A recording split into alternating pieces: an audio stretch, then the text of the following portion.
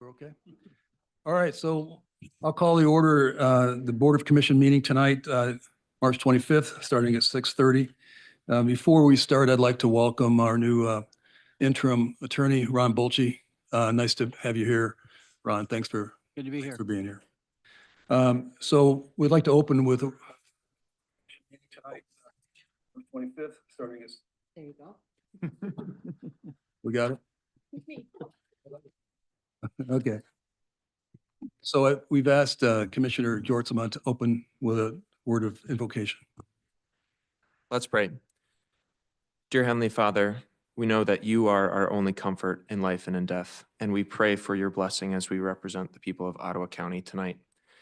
Thank you for our beautiful area with our many parks and our excellent constituents. Thank you for the changing seasons. We pray for rain and a good crop yield for our farmers this year. Let us live in your countenance and to always be your hands and feet. In Jesus' name we pray. Amen. For the pledge. Pledge allegiance to the flag of the United States of America and to the republic for which it stands, one nation, under God, indivisible, with liberty and justice for all.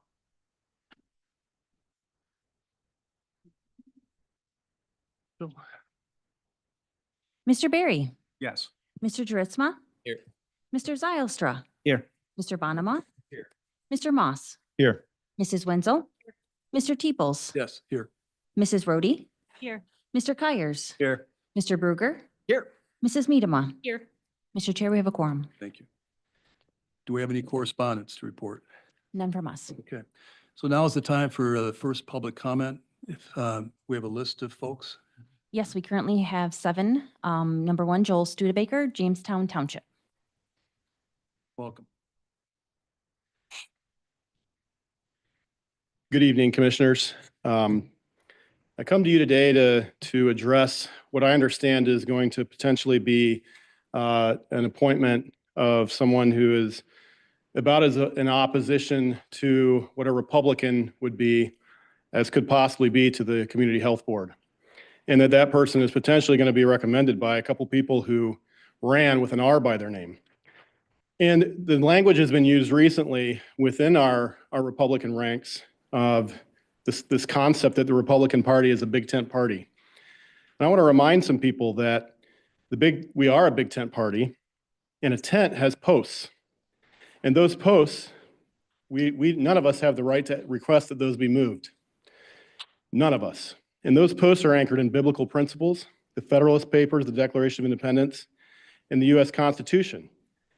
And I'd like to remind you, based on my review, which turned into a resolution which was passed by the entire Ottawa GOP, exactly what those 22 posts are and what defines what is a Republican who ran with an R by their name for the Republican Party.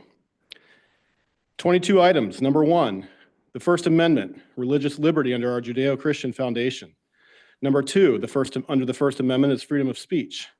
Number 3, the Second Amendment, the right to keep and bear arms. Number 4, the Fourth Amendment, liberty and privacy. The Fifth Amendment, human life is from conception to natural death. The Fifth Amendment, private property. The Fifth Amendment, again, intellectual property rights. The Ninth Amendment, the people's retained rights, whereby the enumerated rights of the government shall not infringe on the rights retained by the people. The 10th Amendment, where federalism as the foundation of personal liberty limits the government to only the powers enumerated to it by the Constitution, specifically in Article 1, Section 8. Election integrity, through honest elections counting 1 vote per U.S. citizen.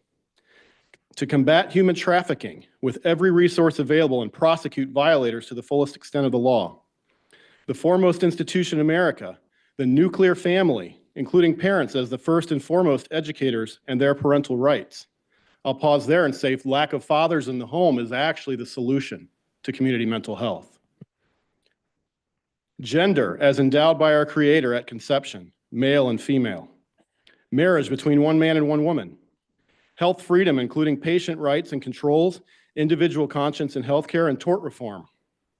The free market economy, including but not limited to reducing governmental debt, balanced budgets, free and transparent markets, minimize regulations, and the overall protection of small business and entrepreneurship. A simple tax code that leads to the dismantling of the IRS, trade without deficits, American energy independence, educational freedom, including school choice, criminal justice and prison reform, peace through strength through our military, National Guard and Reserves, veterans, and local law enforcement. That is what defines a Republican. I encourage you to put people forward who fit that definition. Thank you, Mr. Number 2, Joseph Parnell McCarter, Georgetown Township.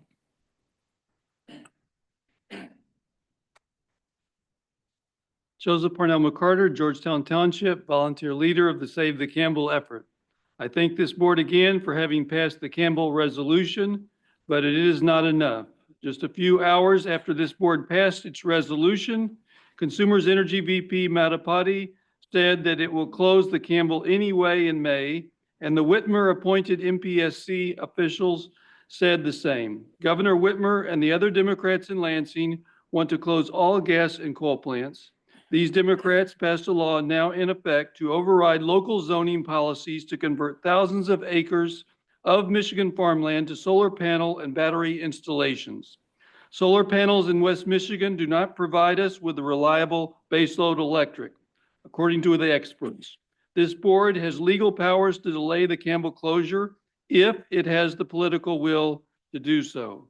This is especially the case because the county board would have the federal government on its side if it solicits the assistance of the Trump administration. President Trump's energy emergency executive order recognizes the need for gas and especially clean coal plants like the Campbell to provide the reliable and affordable energy necessary for our electric baseload. They are important to power the AI data center technological revolution for our national security and industrial development.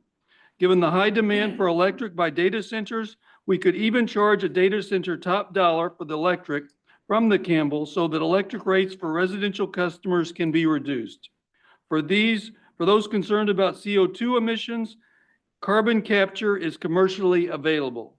The current MPSC Consumers Energy direction has huge negatives, including these. 1, NERC, along with the grid operator MISO, state demand for electricity exceeds supply in the coming years. 2, Consumers Energy customers already pay 58% more than Zeeland residents, and rates continue to increase with in this coming month.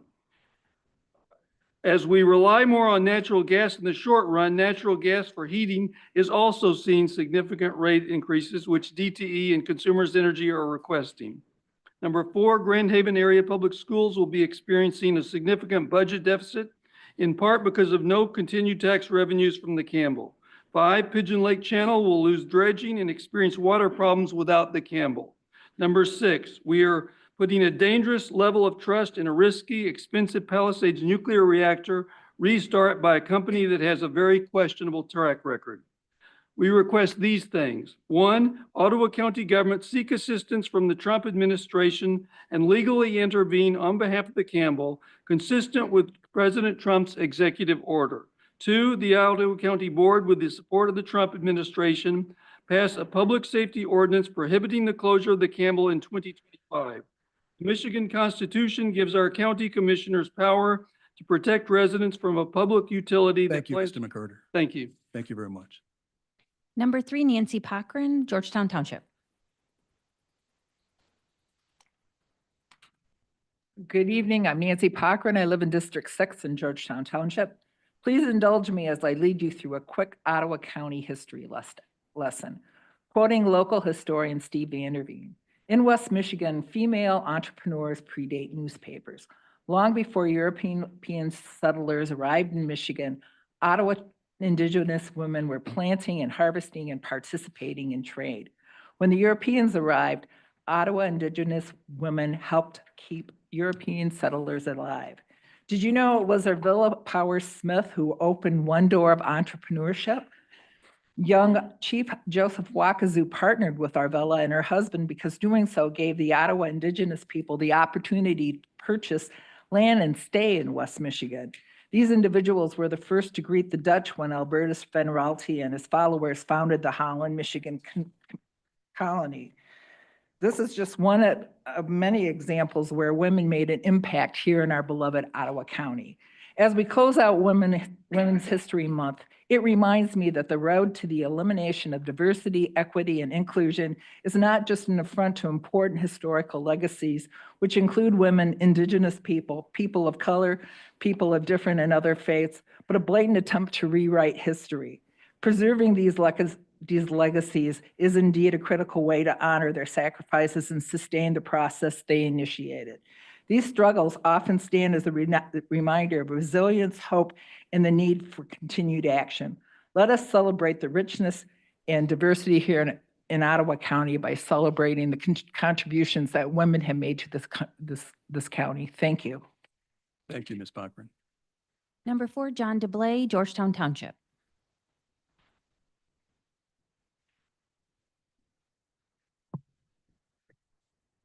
Commissioners,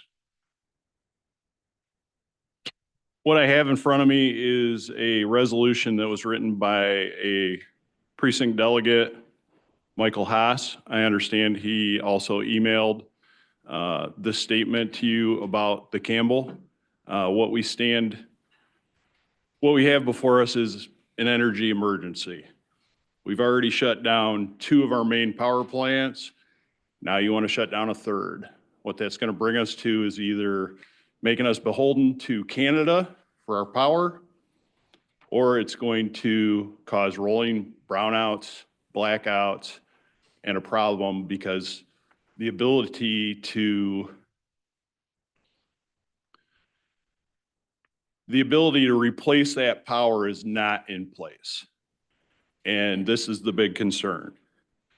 So this is a resolution to extend coal energy production at the J.H. Campbell facility. Whereas the J.H. Campbell Generating Facility, hereafter Campbell Plant, owned and operated by Consumers Energy in West Olive, Michigan, scheduled for shutdown in May this year. Moving forward, the previously planned closure by 15 years, as Campbell Units 1 and 2 were designed to run to about 2030, while Unit 3 was made to run to about 2040. Consumers Energy 2021 Clean Energy Plan Executive Summary.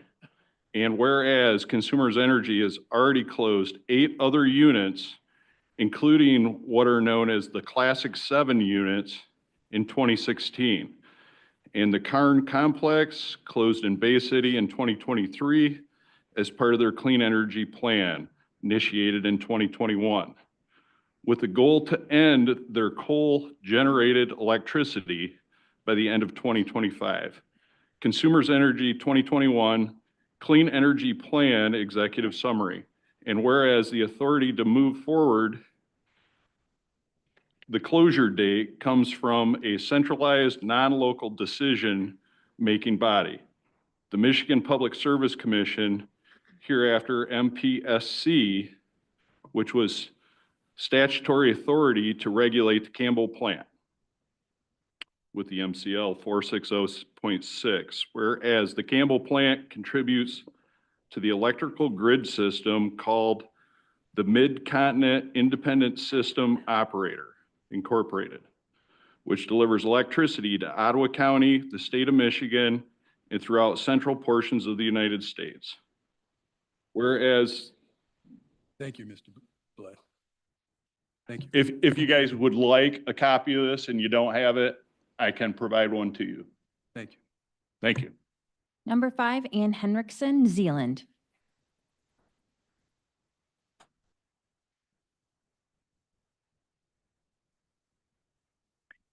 We have a situation in the city of Holland. It concerns an email from an employee, the Holland City Manager, Keith Verbeek. Let me explain. The plaque in front of the Holland Park bandshell stage is dedicated to H.P. van der Linde. It says he loved music, God, and country. Each summer there are concerts and presentations. Some may be songs to honor God and country. Others may have vulgar implications. The bandshell policy lacks criteria as to what is permitted. In 2021, a few bilingual churches applied to use the band shell for a worship presentation and were denied the use, and were told to use the grass instead. The reason: separation of church and state, known as the Lemon Law. 2022, the Supreme Court deemed it null and void. Mayor Box and the city manager have knowledge of this. Now churches are refused the stage because they are not sponsored by a city department. So where is the sponsor? The answer: find your own sponsor, because the city does not have any department to offer. 11 churches have been refused the band shell stage. And how many of them were before that? Last summer, a few churches had a worship concert, but had to erect the portable stage in front of the band shell. February 2025, the public went to the City of Holland Council, asking them politely to delegate the Human Relations Department to sponsor religious worship. This department, ironically, is responsible for any discrimination complaints. Other citizens emailed to Holland Public Comment. These emails went to the city manager, Keith Verbeek. His secretary sent a reply on behalf of Mr. Verbeek. Here's a section of this email. The policy is that the band shell stage is a unique forum, but when it comes to activist groups that promote their message, it is implemented as described as a limited forum. Watch the implication. City Council has in the past and to this point has continued to maintain that both for practical and free speech purposes, the band shell is a unique form that does warrant more limited use that restricts your request for religious groups or organizations to use the band shell or any other group promoting their message. Is the religious message their message, implying it's an activist group? The Christian groups or organization's message is the salvation message of Jesus Christ. Isn't that Van Rolte's message? Thank you. Thank you. Number 6, Christy Meppeling, Zeeland Township. Could you repeat the name, please? Christy Meppeling. Meppeling. Welcome. Good morning or evening, Commissioners. Christy Meppeling from Zeeland Township. As I listen to the board meetings so far this year, one thing that is loud and clear is that the new board majority doesn't care about following policy and processes. Examples come up in one way or another over and over. Most recently, it came up at the March 11 finance meeting when Chair Teeples stated to a department head that he didn't really care if their position upgrade request came before the board for a vote anymore. As a matter of departmental transparency and transparency to the public, position upgrade requests have always come before the board. Look back through previous years of packets and you'll see that. Talk with administration and department heads and you'll learn that. Last month, you approved position upgrade requests for a dental assistant, a hearing and vision clerk, and for the assistant to the corporation counsel. In tonight's meeting, you'll be approving position upgrades for the sheriff's department and for 2 CMH positions. But to my point, 2 position changes were made within administration recently without Chair Teeples putting it on the agenda and bringing it to the board for a vote. You can't just decide to do things one way one day and another way the next. Nobody has a problem with merit-based position upgrades. The problem is when the same process isn't followed for all positions for all departments. Please backpedal and handle the 2 that were skipped the right way. Transparency and process matters. Also, there's been some important discussion about public boards and HR doing background checks on the final candidate before he or she is selected. After all these years, I can't believe that this hasn't been the common practice. Many of you often speak of best practices. This is definitely one of them that is needed. During the February board meeting, Commissioner Zylstra was visibly uncomfortable with this discussion and pushed back pretty hard in favor of no background checks. In an email back to me in regards to this concern, he said background checks were an unnecessary invasion of privacy. And since board members don't interact with money or vulnerable positions, he sees no reason to apply this standard. Ottawa County has amazing citizens who have years of expertise in their fields with clean backgrounds. We can easily avoid unwanted situations if we avoid placing people on our public boards who have a record. Commissioner Zylstra's friends should resign from their current board seats and stop applying for more. To the Republican Majority Board, please finalize this policy before the next round of appointment and alignment interviews. Ottawa County deserves to know the representatives on public boards are law-abiding citizens. Applicants should know before hitting submit that they will have to pass a background check if they are selected. I would like to thank Commissioners Zylstra and Miedema for always taking time to answer emails that are sent to them with concerns. And I appreciate everyone's time. Thank you. Thank you. Number 7, Donna Mooney, Georgetown Township. I do have some materials, one for each commissioner and one for the media that we can maybe teach them a little bit about investigating. Donna Mooney, Georgetown Township. To the Ottawa Impact 4, thank you for everything you guys do and have done. I'm here to support you. To the other 7, as a tax-paying citizen, I'd really like to give you the benefit of the doubt in that your platform for the next 4 years isn't going to simply be I hate OI. Most of you ran on the Republican platform. However, many people who voted for a Republican platform have yet to observe that. The taxpayers who elected you expect you to uphold the Republican platform that you ran on. One of the biggest nonpartisan issues that you should be addressing right now that will undoubtedly affect every single one of us and unite us in ways we never thought is the shutdown of the Campbell plant, the lack of a reliable, sustainable energy in its place, combined with the $153 million in energy costs that our state is allowing consumers' energy to tack on to us consumers, and the inevitable rolling blackouts that we can all look forward to with the strain on our already overburdened power infrastructure. Beautiful day today. Got to see blue skies and some actual real clouds. Additionally, geoengineering, weather modification, sulfuric aerosol injections, cloud seeding, and many other names is what our government and their private contractors flying over our heads most days spraying us with toxic chemicals that none of us consented to participating in. I simply like to call it living in an open air gas chamber. Wikipedia, so-called fact checkers, media, and even those in the aviation industry like to call this a contrail or a conspiracy theory. However, the government patents 25 states, including Michigan, with either passed or pending legislation to prohibit this criminal practice. Companies like Make Sunsets out of California and Weather Modification Company out of North Dakota, and my own lying eyes say otherwise. So while our state is forcing us into solar energy that relies on the sun and cannot currently sustain the number of consumers that will be reliant upon it, at the same time, they're blocking out our sun with toxic chemicals to convince you that this is going to cool and save our planet. I gave you guys quite a bit of information, which also includes the government patents. There was 22 pages of government patents. There are companies out there that are doing this, and they do it most days. It needs to be stopped. It's criminal. It is killing our trees, our bees, our plants, us. I don't want to be breathing in toxic chemicals. Do you? Do you want to breathe in aluminum, barium, strontium, the stuff that they're spraying? This is not tested. This is not tested.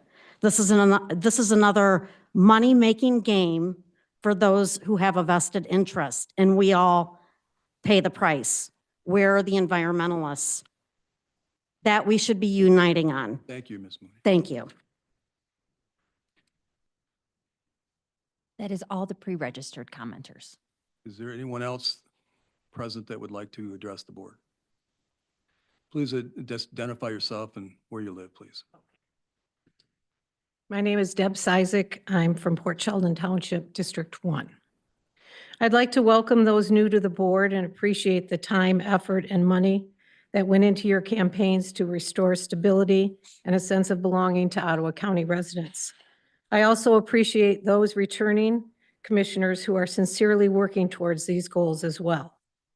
Unfortunately, partisan politics is still alive and kicking with the minority OI commissioners, as evidenced by unnecessarily long ramblings and petty politics.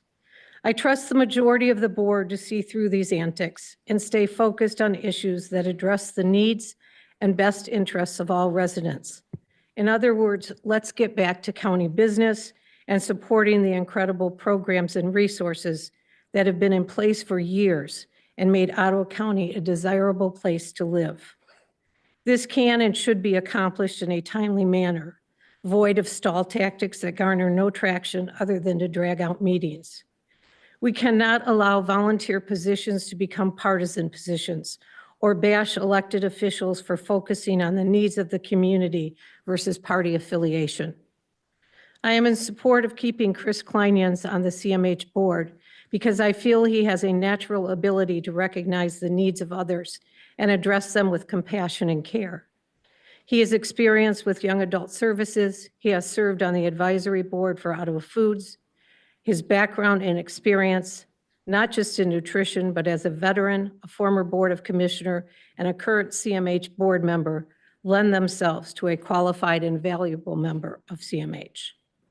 I hope the board majority recognizes the importance of experience, a compassionate volunteer, and a willingness to commit time and effort to maintain policies and programs that serve all of our community members. Our community needs stability, and I can surely attest that my mental health was taxed for 2 years. Thank you to those who continue to work towards healing and restoring good governance to our county. For those new to the board, I ask you, please don't let your guard down. Thank you. Thank you. Is there anyone else here present that would like to address the board?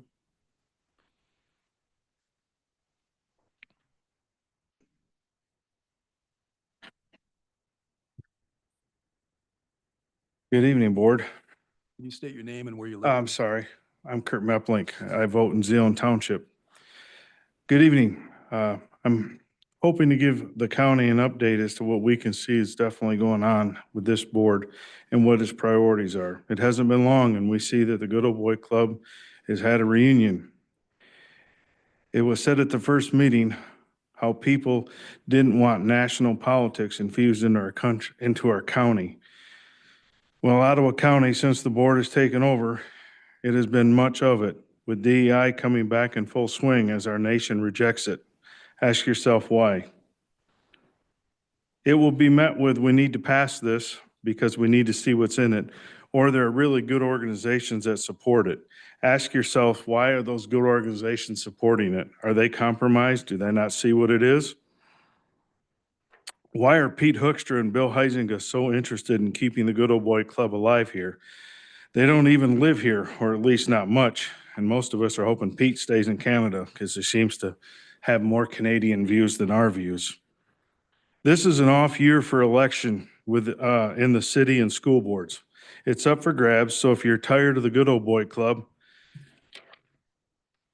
run and support people who are America's first to help get good constitutional people elected. Let's see Ottawa County Doge here in Ottawa County. If there's pushback from this board, ask yourself why. What is there to hide? Note there are little or no public comment from the left. Why are they in support of a mostly right-wing board? Is this board more liberal? Why does the vice chair compare President Trump to Hitler? Ask yourself why that is.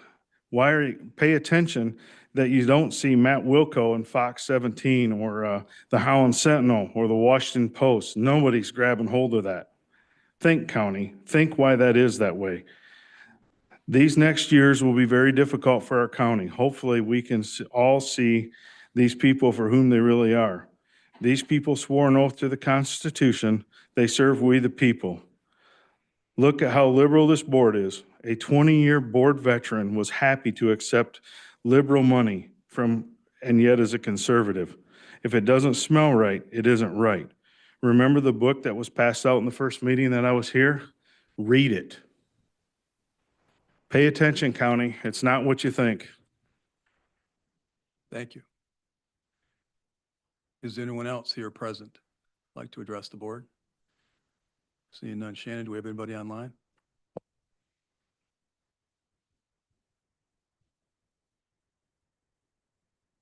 Yeah.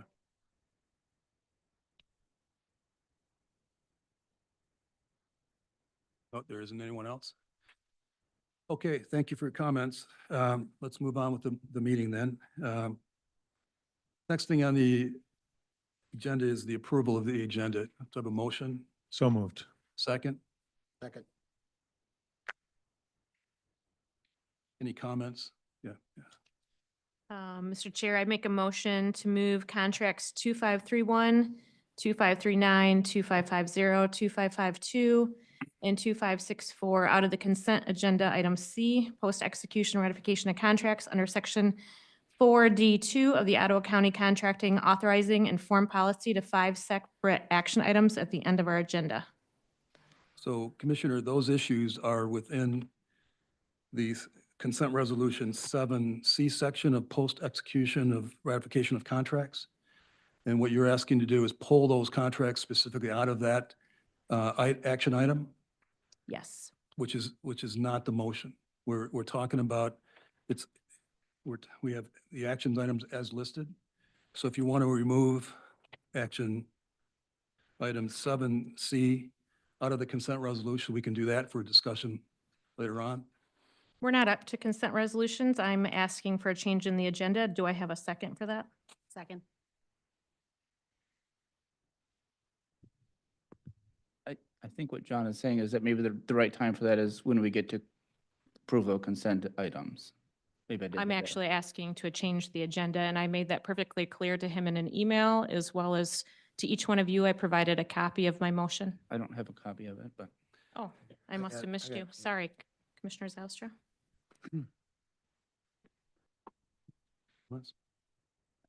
I don't have a problem taking those off, but I mean, I do have contract 2531, 2539, 2550, and 2552.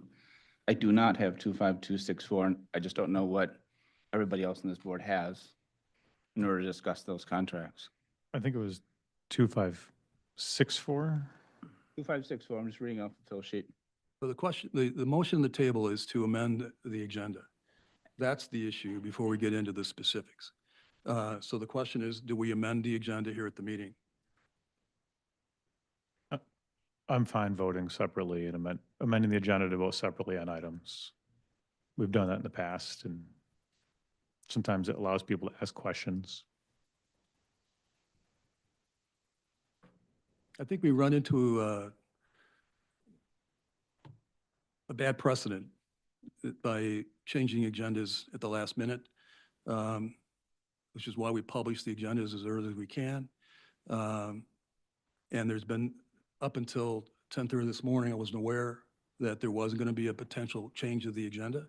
And I just don't think it's fair to the public, and I don't think it's fair to the commissioners to be seeking a change of the agenda, where we've had a few days to analyze this, to do it at the last minute. I just think it's a bad precedent. It's just not a fair thing to the community. It's not a fair thing to the board. Why isn't it fair? Because that's the whole point of first of all, for transparency to the public, we're trying to publish agendas early and on time so that people can respond. So the public knows what's coming. It's also fair to the commissioners that they have time to research the issues that are going to be before the board. That's why you publish things in advance.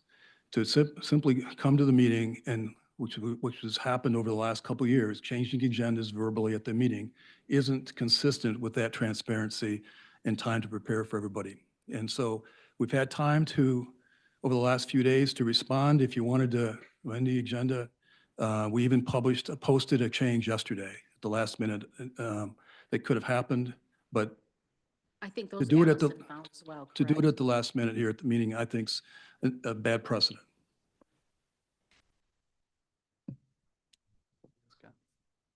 Sylvia's hand up Sylvia? was up Yes. before mine. With all due respect, I disagree. I think it's very important that all members of this board have the opportunity to put items on the agenda. I know there have been instances in the past where Allison has emailed and requested that items be placed on the agenda, and they have not been. And so when things are not listened to and placed on the agenda, the only recourse a commissioner has is to request for those things to be placed on the agenda at the time of the board meeting. And in the past, Commissioner Zylstra would repeatedly ask for changes to the agenda, as a minority member of the board. It's a normal function of the board. I think these things should be considered. If the full board does not does not want it, they can simply vote it down. But I don't think it's inappropriate for commissioners to ask, and I don't think they should be belittled for doing so. I'm not first of all, I'm not aware that I've turned anybody down on an agenda before this meeting, before a meeting. Never happened. And I'm not belittling anybody. I'm just saying as a matter of practice and procedure, I don't think it's the appropriate time to do it. Well, of course, we'll vote on it, but that's just my opinion on it. For me, the particular issue with these items is that they are all under the threshold that we've already set for staff to make approvals to expenses, and these are post-ratification issues. So I don't mind removing certain items from the agenda to discuss them, but items like this that are below the $70,000 threshold, I'm not going to review those in a separate line-by-line thing. So that'll be mine, but we can all vote on it. I guess I'm just going to go with it. I mean, everyone has a right to take something off the consent agenda, which I think is what you're trying to do, Allison. And then once it gets off the consent agenda, to pull some contracts out of there, right? Which we've done before. I'm actually trying at this point to make separate action items for each one of these items. And the reason why is, so to John's comment about adding things to the agenda, this wasn't like a brand new thing that people shouldn't have researched already. This is something I just want to have further discussion on, and I want to be able to vote on them one by one. And I wanted to be able to have department heads present, which I also requested so that we could have discussion a little bit more. There's a few of these items I think that would be informative to our whole commission board. And so I thought it'd be great to have an action item on those. Right. So I'm not disagreeing with you. I think that, like I said, I think everyone has a right to pull something off the consent agenda and to have individual items inside that be pulled off. My only issue is that, like I said, I have 1, 2, 3, 4 of the 5. I don't have the 5th contract to review. So if you'd like to do that, I would be supportive, but then give us a chance to actually look at those contracts before we get to those action items. Does that make sense? I mean, is that fair? I'm not sure what you're. Well, you want to discuss 5 contracts. Mhm. I'm assuming not everybody has had the benefit of looking at those contracts. They were all listed in letter C. Right, but those are not broken out in our packet. We I had this agree. discussion 4 years ago about making contracts clickable. Yep. And that being able to review them. They're not clickable. So when in order to get those contracts, you have to ask I agree. administration for those. But not every may have had the benefit of asking administration. So, I mean, I'm supportive of us looking at the contracts, but I'm also supportive of us having time to review that before we discuss it. Does that make sense? So what are you asking? Well, like I said, I'm supportive of reviewing those contracts, but I'm also supportive of us having time to review them. Well, certainly we could take a recess, and they could be forwarded to everybody, so everybody could take a. So little this bit of time. is exactly why making emotions at a board meeting on something like contracts is a problem. Because none of us knew until, Well, actually, that's why I gave 30. you, with all due respect, that's why I reached out to you. So I first asked for the contracts. The contracts came, I believe it was yesterday. So then I took the time to start looking through them and then realizing I had more questions. So then I reached out to you this morning. Right. And so I did it in the time that I had when I was preparing for it. And then when I realized we do need to have more discussion on these from my perspective, I do want you guys to look at the contracts. That's why I reached out to you this morning and asked. 10:30 in the morning to make an agenda change after it's gone out to the public, to me, is not the time to do that. I Well, mean, I think the that- administrator even asked It's a last lot week. more time than you're giving tonight. No, I just don't think it, from my, I make a motion to call the yeah, question. okay. Second. All right, could you make a, Ms. Sanchez, Rachel? This is a motion to amend the agenda. Do we have to vote on call to question first? Sure. Technically speaking, yes. Okay. Call to question vote, Mr. Moss, No. Mr. Kyers, Yes. Mr. Barry, Yes. Mr. Bonema, Yes. Mrs. Rhodey, No. Mr. Zylstra, Yes. Mrs. Wenzel, No. Mrs. Medema, Yes. Mr. Juritzma, Yes. Mr. Bruegger, Yes. Mr. T. Yes. Motion passes? That's not a 2/3, right? I get so confused. Does it have to be 2/3 or, 8 out of 11. Of 8. so no, motion fails? No, motion passes. Motion passes. Motion passes. We have 8? You had, no, 7. Commissioner Needham voted yes, right? Oh, sorry. Motion passes. Sorry. Okay, now it's Now we the can vote. motion to amend the agenda. Could you make that call? Mrs. Rhodey, Yes. Mr. Bruegger, No. Mr. Zylstra, Yes. Mr. Bonema, No. Mrs. Wenzel, Mrs. Miedema, Yes. Mr. Moss, Yes. Mr. Dritzma, No. Mr. Kyers, No. Mr. Barry, No. Mr. Teeples, No. 5 to 6, motion fails. We need to move. Oh, we've got a second on the approval of the agenda. We need to vote on that now, don't we? I actually have one more thing Oh. too. So I would actually like to make a motion to add a separate agenda item to discuss the NACO conference. And I know we have a spot already for commissioner comments, but I think there's a number of us who would like to share, and it just seems like it could happen in a more organized fashion where we could all share about NACO. So I would propose that we would make 13A a discussion about the NACO conference and 13B commissioner comments. So just a slight change in order there. And I would have asked earlier, but I didn't think of it earlier. So this would be a motion to amend the agenda. Yes. Discussion? We have a second on that, by the way? Second. Comment?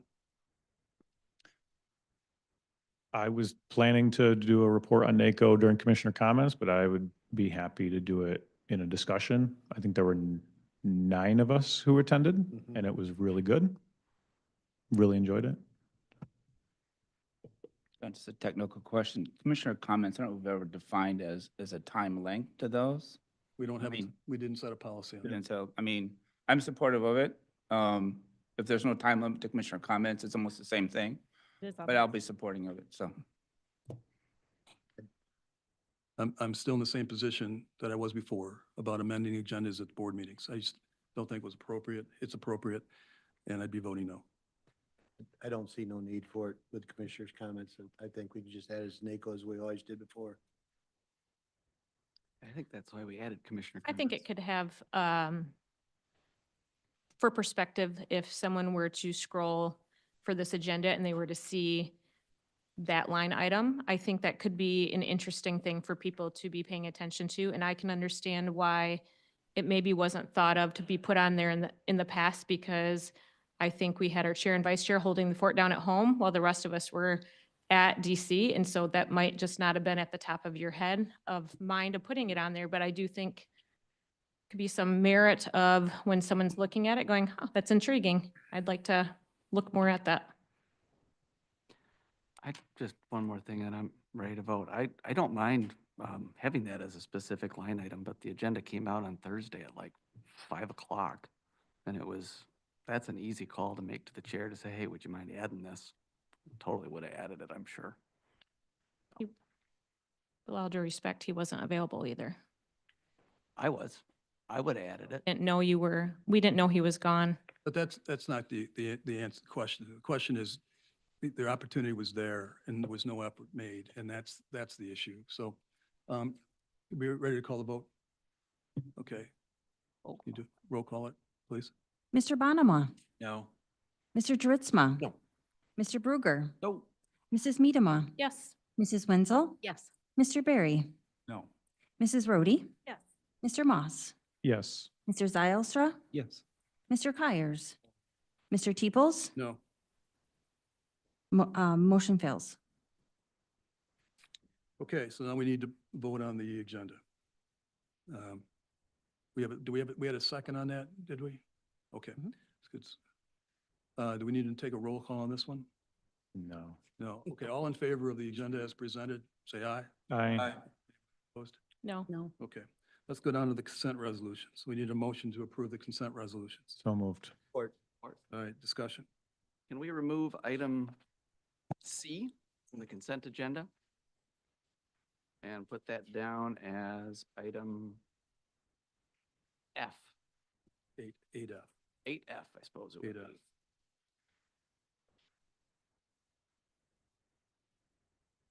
Okay, we're moving item 7C that will now become an action item under 8F. Anything else? Yeah, if we could remove 7B, please. Submit- Talent recruitment meeting minutes. Okay. Let's That'd move be 8G. 8G.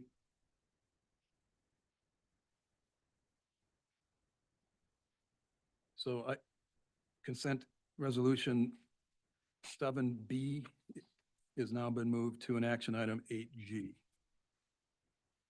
Anything else? Okay. Ready to vote? All right, need a motion? Did we get a resolution? Vote on? We're good. So ready to vote. All in favor of the consent? Do a roll call on that one. Want to do a roll call? Okay. Mr. Kyers, Yes. Mr. Moss, Yes. Mrs. Medema, Yes. Mrs. Wenzel, Yes. Mr. Barry, Yes. Mr. Zylstra, Yes. Mr. Bruger, Yes. Mr. Bonema, Yes. Mrs. Rhodey, Yes. Mr. Dritzma, Yes. Mr. Teeples. Yes. Motion passes. Okay, now we're at the items. First one is these are going to be the appointment of various committees, assignments.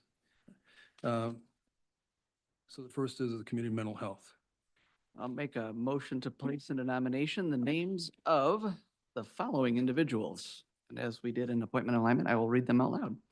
Ryan Adama, Elizabeth Blanchett, Deborah Detter, Laura Doty, Paul Duff, Ruby Garcia, Terry Goldberg, Larry Jackson, Chris Kleingens, Alicia Manis, Susan Morris, Lori Patch, Nathan Slower, Mark Stevenson, and Laban Vanderswag into nomination to fill 2 general public vacancies on the CMH board beginning April 1, 2025 and ending March 31, 2028. Support. All right, and then I think what we did an appointment alignment, Allison, you can help me on this one, so I guess this is our committee. We do a roll call and we name off who we want to vote for. Is that how this works? Yep. Yep, is there any discussion, I guess? Oh, yeah, sorry. Discussion first? Yeah, that's a good idea. Discussion on this one? Allison?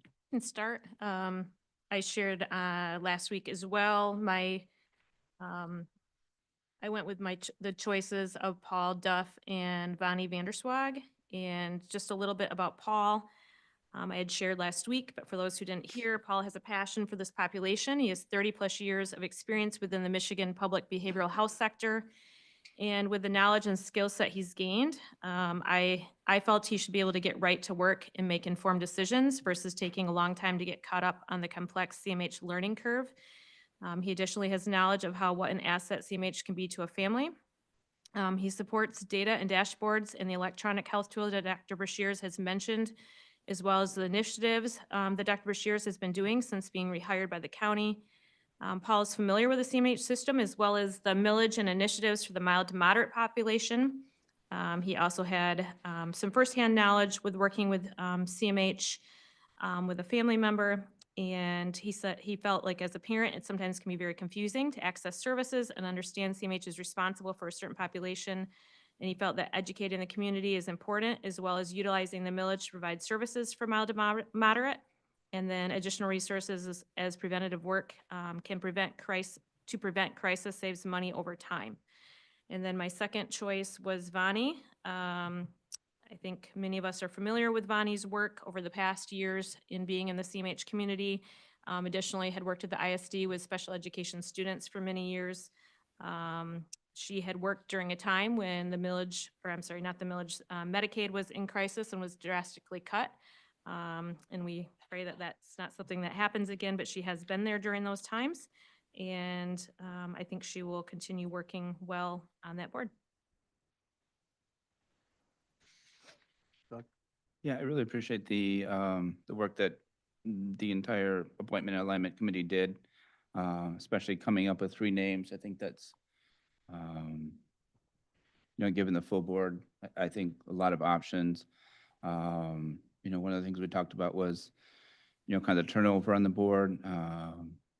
And we have passionate members right now, and, what I wanted to make sure is we kind of keep that going. And, we have 2 members who are, or 2 recommended members who are either current members or former members and have had, deep experience and shown, deep passion for the work of CMH, and Christian Kleinjens and Levon Vanderswag are going to be my choices for that reason. Oh, you got it? I can, yeah, sitting on the board, it was a really interesting, really good slate of people here to choose from, and I pretty much the same reasons as Allison, that Paul Duff stood out with all his background and what he could do for CMH, and Levon Vanderswag, the way she answered the questions and the way she talked about her background. So I'm going to vote for Paul Duff and Bonnie Vanderswag. That's my recommendations. Well, I'll chime in. I also, the top 3 for me were Paul Duff, Chris Kleinjens, and Lonnie Vanderswag. And thank you to everyone who applied, loads of qualified individuals. In this case, I'm going to be voting for Levon Vanderswag for all the aforementioned regions, and Chris Kleinjens as well. I understand that there's some frustration in the community about him being a Democrat. For me, I'm looking at this as he's an experienced individual who's been on this board for a number of years and knows what the job is. And in particular, we have a CMH millage that's coming up in 2026. And as much as I would love to replace Chris with someone who has an R behind their name, for me, mental health is not a political party thing. Part 1. Part 2, in a community that is split 40% Democrat, 59% Republican in the last 2 elections, we need Democrats to vote for the community mental health millage that's going to take place next year. And I don't like the idea of excluding someone just because they have a D behind their name when they're qualified to actually do the job. And when we have a number of Republicans in the community who do not like to vote for additional taxes, that's going to wipe out between, I don't know, potentially 20% of the vote. And this millage needs all the votes it can get to pass. So for me, the community mental health millage is the priority. Now, that said, Paul Duff is immensely qualified, and if Chris doesn't make it through, I'll be happy to vote for him. But the catch with Paul, for me, is he's both a parent of someone who has received CMH services, and he's a professional in the field. And he will qualify for, I think it's 5 or 6 other seats on this board that will be open next year. Whereas Chris and Levon, who are not professionals in the field, are members at large. They can only qualify for these 2 seats. They will not be able to be posted anytime in the next, depending on the board makeup, most likely in the next 3 years. So for me, the open seats to people who are not professionals, who have experience, is the way to go. Thanks. I just have a clarification question. I'm not sure the answer of this. Does Chris still have, I have this in my notes, does he still have an open case where he's suing the county? Does anybody know that? I'm going to guess you know the answer to that, Ken. I do not know the answer to that. That's why I'm asking. Chris And don't Kleinjens- demean me like that, please. So I Chris- had an honest question. Chris Kleinjens has not sued the Apologies. county. He has sued Joe Moss on behalf of the county. So it's a direct action against Joe Moss that the county is On defending. behalf of the county. The county is defending Joe Moss. That's, the complaint is against Joe Moss, not against the county per se. In case you were wondering, my notes, I have a ton of notes. It was an honest question. Yeah, apologies. I sincerely apologize. Didn't realize you weren't aware that he was suing Joe. Any other comments? Okay. Oh, Sylvia. Thank you. So also sitting on the CMH board, looking at the backgrounds of the individuals, especially the top 3 recommended by you guys, I also will be voting for Paul Duff and Bonnie Vanderswag. Bonnie's been a solid board member in the past. I really appreciate Paul's background. And that's what we need. We need people who very solidly understand CMH and the needs of CMH. I appreciate that Chris has been on the board, but he does not have the depth of knowledge and background as the other two. And I do think we should have some caution in choosing individuals who have stoked controversy and lawfare in our county. And that absolutely has happened with the Ottawa food situation that was stoked by Chris.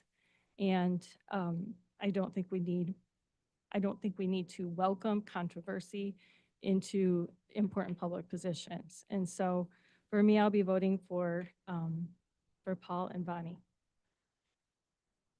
I just want to say, I think the committee's done a great job. There's quite a field of well-qualified candidates that we've got for this position. I think it also shows the importance of that board to the community to get a response like that. I think our top three finalists are eminently all qualified. We're fortunate to have choices like this. And I would just note too that I think that regardless of who's on the board, this community sees the value of the millage and of CMH. And I think that I really think the community is going to come behind those needs regardless of who's sitting on this board. Jacob? Yeah, thanks. No, I think good job committee and good job Ottawa County to put forward so many great names to be considered. I'll be supporting Paul Duff and Bonnie Vanderswag tonight. The reason I wanted to comment was I wanted to raise your attention to another name that's on the list, because while I'm not supporting him tonight, I think I just love his brain. I've gotten to know Ryan Adama for a while, and Ryan, I've gone to church with him. I know him. He's just very intelligent, brings a great perspective. So just for future, I'd love for that name to jump off the page to you as we look at his interviews for potential other seats going forward. But to comment on that, Jacob, it wasn't easy. There are a lot of good qualified people, and interviewing them all was hard decisions. So it's a great problem to have. So Great problem. Yeah. And hopefully we can grab more of these people down the road. exactly. Yeah. Well, I'll go. Like I said in the appointment alignment committee, I do think our top three are all very, very qualified. And, I want to personally extend a huge thank you to Chris Kleinjans for serving on the board, for really taking a active hand in the budget issue. He definitely knows what's going on with that. But to that said, I will be supporting Paul Duff and Bonnie Vanderswag tonight. So I do think both of them are extremely qualified. Paul has credentials in the field. Bonnie has served on the board for a long time. And, I think it's going to be a very heavy lift, serving on the CMH myself over the next 6 months while we are facing the millage and we're facing a $4 million deficit. And the reality is the CMH is a county department, and we're an oddity in the state in that respect. And so that does mean that it does fall on our shoulders a little bit more. And so we have to address some of these critical budgetary issues that the CMH is facing. But again, all three are very qualified, but I will be supporting Paul and Bonnie tonight. So. Joe? Just like to thank the committee, and I know there's been a lot of work that's gone into this. So echo what Jim had said, and really appreciate all the hard work. Thanks. Yeah, I'd like to comment on the committee. The community doesn't have a clue really how much work this committee has gone through, not just with this particular board, but looking at all the bylaws. Ron Franz, the interim administrator, has done a tremendous amount of legal work as well, trying to start getting these things aligned with statutory requirements and prior board policies to be consistent going forward. We knew this was going to be a big task, and all of you, Allison, Josh, Phil, and whoever else was on there, I can't remember anymore, but it was almost work. Good job. In this community mental health board, anybody that's heard me so far know that this is a personal issue to me, very personal. So I'm really proud that the committee, had the 3 recommendations that you did. It just, again, speaks to the quality of people coming forth in the community as well. So, but I too will be voting for Paul Duff and Vonnie as well. So I think everybody's made a comment. Anybody else, anything else to add? I'd not only like to say thanks to Ron, but thanks to Regina too for lining all the people up as we went through. That was a lot of work too, and she made it flow really easy. So thank you to Regina. Okay, Rachel, Mrs. Rhodey, Paul Duff and Levon Vanderswag. Mr. Bruger, Levon Vanderswag, Chris Kleingens. Mr. Zylstra, Christian Kleingens and Levon Vanderswag. Mr. Bonema, Paul Duff and Vonnie Vanderswag. Mrs. Wenzel, Paul Duff and Levon Vanderswag. Mrs. Miedema, Paul Duff and Levon Vanderswag. Mr. Moss, Paul Duff and Levon Vanderswag. Mr. Dritzma, Paul Duff, Levon Vanderswag. Mr. Kyers, Paul Duff and Levon Vanderswag. Mr. Barry, Paul Duff and Levon Vanderswag. Mr. Teeples. Paul Duff and Levon Vanderswag.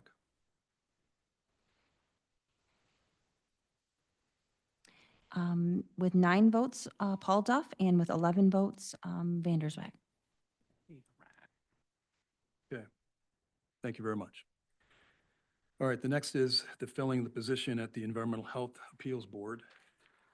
This motion is to place into nomination the names of Jamie Fleming, Heather Gahir, Larry Jackson, Scott Mueller-Liley, there we go, Rebecca Patrick, and Nathan Slower, and to select one to fill the general public vacancy seat beginning immediately and ending December 31, 2026 on the Environmental Health Appeals Board. Support. Any discussion? Wants to lead this one? No discussion?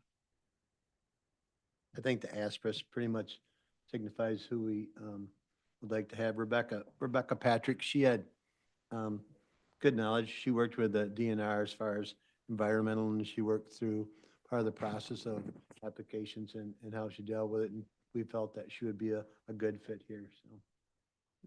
There you go. So, Allison? I did go with Scott Mueller-Lyle for this one and then Jamie Fleming for the next one. Scott, I appreciated you guys were able to see his application. Additionally, he has a BA of Science from Western. In his line of work, he oversees all aspects of nursery operations, including staff management, inventory control, customer relations.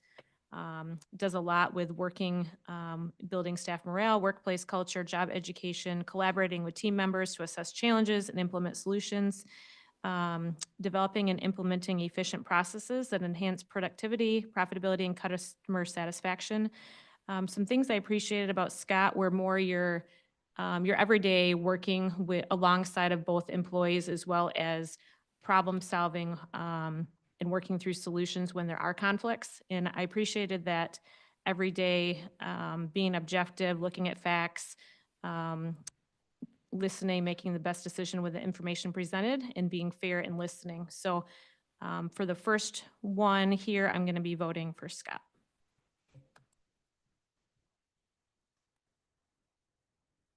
Anybody else? No? Okay, I guess we're ready for the vote. Mrs. Scott Mueller-Lyle. Mr. Bruger, Rebecca Patrick. Mr. Zylstra, Rebecca Patrick. Mr. Bonema, Scott Mueller-Lyle. Mrs. Wenzel, Mrs. Miedema, Scott Mueller-Lyle. Mr. Moss, Scott. Mr. Dritzma, Scott Mueller-Lyle. Mr. Kyers, Rebecca Patrick. Mr. Barry, Rebecca Patrick. Mr. Teeples. Rebecca Patrick. With 6 votes, Scott Mueller-Lyle. Okay. All right, the next one is the second seat. Go for it. I'm on a roll. To place into nomination the names of Jamie Fleming, Heather Gahir, Larry Jackson, cross off Scott now. Rebecca Patrick and Nathan Slower. And to select one to fill the general public vacancy beginning immediately and ending December 31, 2027 on the Environmental Health Appeals Board. Support. Okay, discussion. Doug. So I'd like Rebecca Patrick and Jamie Fleming. Of the two, Rebecca was my favorite of the two, so I'll be voting for Rebecca on item C. Okay. Allison? I'll be voting for Jamie. I appreciated her background, having 21 years with environmental background, understanding regulations and the tech side of things, making data-driven decisions. When asked about working with this board, she shared that she had first listened to the goals and needs of those involved, working through a goal, talking through a goal together and seeing what path can be moved forward together if possible. And I appreciated the information that she had shared in writing as well. Chair, I kind of an interesting way to do the voting. Now that I think about it, Doug with Rebecca there, because I do like Rebecca and I want to thank you for your application to serve. My second vote is going to be for Jamie Fleming. I think she did a fantastic job in the interview. She is very qualified for the position and I look forward to voting for her. Can I, yeah, my first pick was Rebecca Patrick, and I think Rebecca just has a great background with her DNR position and stuff and what she'll do for the environmental health. So I'll be voting for Rebecca Patrick. Bill? I just want to thank the committee again for all the work and for sharing more information here at the board level. Appreciate it. Anyone else? I'd like to support Rebecca Patrick. I think that there's not too many people that I've been associated with in the county that has more environmental experience at the administrative level, I mean, at the regulatory level than she does in various positions at the DEQ or the Eagle or whatever you want to call it these days. So I just commend her, the depth of her experience. I just think we can't, you know, it's hard to get that kind of experience. Just, it isn't. So anyway, anyone else have any comment? Okay, Rachel, could you take them? Mrs. Rhodey, Jamie Fleming. Mr. Bruger, Jamie Fleming. Mr. Zylstra, Rebecca Patrick. Mr. Bonema, Jamie Fleming. Mrs. Wenzel, Mrs. Medema, Jamie Fleming. Mr. Moss, Jamie Fleming. Mr. Juritzma, Nathan Slower. Mr. Kyers, Rebecca Patrick. Mr. Barry, Rebecca Patrick. and Mr. Teeples. Rebecca Patrick. With 6 votes, Jamie Fleming. Yeah. Thank you very much. Okay, the next action item deals with the Material Management Planning Committee. That one? Yeah, sure. To approve the recommendation that the chair of the Ottawa County Board of Commissioners assign an elected official to the elected official seat on the Materials Management Planning Committee in accordance with Rule 2.3 of the rules of the Ottawa County Board of Commissioners. Support. Discussion? Yeah? Doug? Yeah, hey, John. Thanks. So I know we talked about this a couple different times, and just want to go through elected official seat. State law talks about an elected official of the county, and maybe you can just remind me, is that a county-wide elected official? Is it an elected official in the county, or someone who has won a ballot? Because those could be 5 people, those could be 40 people, or those could conceivably be 300 if you count precinct delegates. I don't know if we got a final determination on what elected official of the county means. I don't know the answer off the top of my head. I assumed it would be an official who had been elected, but you bring up an interesting question with the delegate question. I hadn't heard that yet. Do any of our legal representatives have a? Ron, do you have any thoughts on this one? That one, Ron? And there's another Ron behind you. Ron behind so- you. Yeah, there's Ron two Rons Franz in the was house. dealing with this one, I think. Yeah. Ron, if you want to take it, just go ahead. I'd be happy to take a look at it, but go ahead. Actually, the way the issue was presented to me was whether or not it had to be a commissioner. The answer is no to that, and I think that's pretty clear from a prior legal opinion that was done on this issue. My interpretation of an elected official of the county means any elected official within the county. So that could be a precinct delegate as It well. could be. Could be precinct delegate. I mean, one thing that we did talk about was sending out a notice to everyone who would have fit elected official, and I don't think we kind of conceived of that as possibly including precinct delegates. I mean, if the interpretation is someone who has won an election in Ottawa County, which would include precinct delegates, I'd be in favor of kind of reopening that and giving now precinct delegates a chance to be part of that process, as well as the countywide electeds, which are 5 people, and, you know, obviously the 40 or 50, 60 folks who are elected officials within a county serving townships and cities. So if I'm following Doug, you would rather not give the chair the authority to make this recommendation and instead keep it as a part of the. No, I appointment mean, of- I understand that the chair has the ultimate authority. I get that. But I mean, if the discussion that we had in appointment committee, you know, was meaningful, it was meaningful to the extent that we were going to open up the process to as wide a population as possible and not just restrict it to commissioners.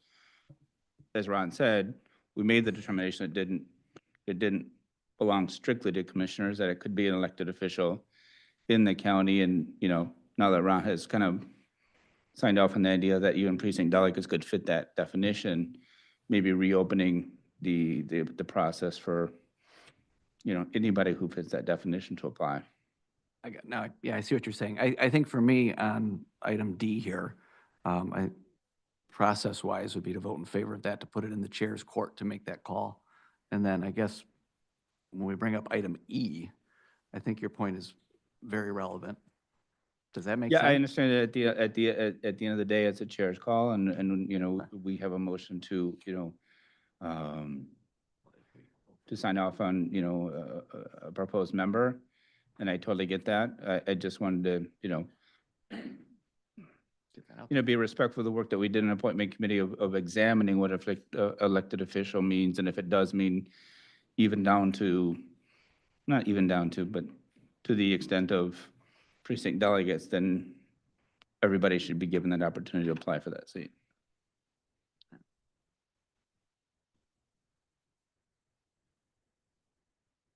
Okay, I think we're ready to vote on this one, right?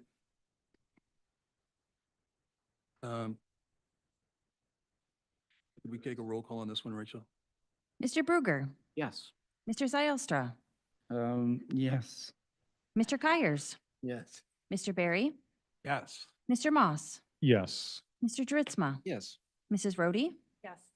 Mrs. Miedema, Yes. Mr. Bonema, Yes. Mrs. Wenzel, Mr. Teeples, Yes. motion passes. Okay, the next item is the assignment to the seat and the recommendation to appoint Joe Moss to that seat. Well, I'll make a motion to approve the chairman's assignment to appoint Commissioner Moss to the elected county official seat on the Materials Management Planning Committee. So, support. But I would like to ask Allison for a comment on this. I mean, given what Commissioner Zylstra just said, which I thought was a really good point, what's your thought on this, Allison? Because this is an issue you've raised before. I think it's a little interesting for you to call me out right now. But at the same point, I think we've just had discussion as a team. I listened to all of you. Not everyone shared. From my perspective, you might want to entertain, this board might want to entertain keeping that information for the future. So when that seat opens back up, maybe at that point, we want to make a posting that just makes sure that's abundantly known that it includes precinct delegates, but I could go either way. So if someone has a real strong feeling, I don't know if people were hopping on this to get on this one. And so I think that's another factor just to consider. And it was just, anyway. Anybody else? This is the kind of thing I think we're going to find as we go through all these all these committee rules and stuff. That's why we're going to have to get this thing. We're getting it. We're getting it. It's going to take a little while. We may make some hiccups here, but I think we're getting it. And the fact that we recognize an issue that we never recognized before is a big deal. And so, yeah. Part of the alignment part of the Appointment and Alignment Committee at work. It's going to be a long alignment process, it sounds like. I am in favor of Joe's appointment to this board for two reasons. And I know that I received a number of individuals in the community, quite a few, sorry, Joe, I'll just say a number of individuals who are opposed to Joe being appointed to this. And what I told them was that Joe may not be everybody's cup of tea, and neither am I. And Chairman Teeples and myself, and I believe this entire board has really made a strong commitment to equal representation on each of our committees. And in order to, among equal distribution of assignments among commissioners on our standing committees and community boards. And right now, Joe is one down, and we need to get Joe up to the rest of us as far as our number of appointments. So I'm very much in favor of Joe being on this board. The question that Doug raises, absolutely, and Allison, I appreciated your input too, and I'm glad you spoke on that about this in the future. If the chair wanted to put this out for other elected officials, I think that's a great opportunity. But going forward with our appointments for 2025, I think it makes sense at this point to put Joe there. So, yeah, my thoughts. Joe? Yeah, I'd be happy to serve. Also, if in the future there was someone perhaps from a township or someone with, a strong desire to serve, I'd welcome that conversation as well. I'm very happy to be strongly opposed by the certain leftists in the county, and I encourage them to continue using their voice. So happy to serve. Okay, I guess we're ready to vote. Rachel? Mr. Zylstra, Yes. Mr. Bruegger, Yes. Mr. Juritzma, Yes. Mr. Kyers, Yes. Mr. Barry, Yes. Mrs. Medema, Yes. Mr. Bonema, Yes. Mrs. Rhodey, Yes. Mr. Moss, Yes. Mrs. Wenzel, Mr. Teeples. Motion passes. Okay, now we're back to moving a couple of issues that we moved from the consent agenda. It was 7C, the post-execution and ratification of contracts. It's now an action item. We need a motion to approve. A motion to ratify all contracts for the period of February 2025 to March 2025, currently pending on the post-execution ratification list as authorized under Section 4D2 of the Ottawa County Contracting Authorization and Form Policy. I will second it. Okay, discussion. Now. You ready? Sorry.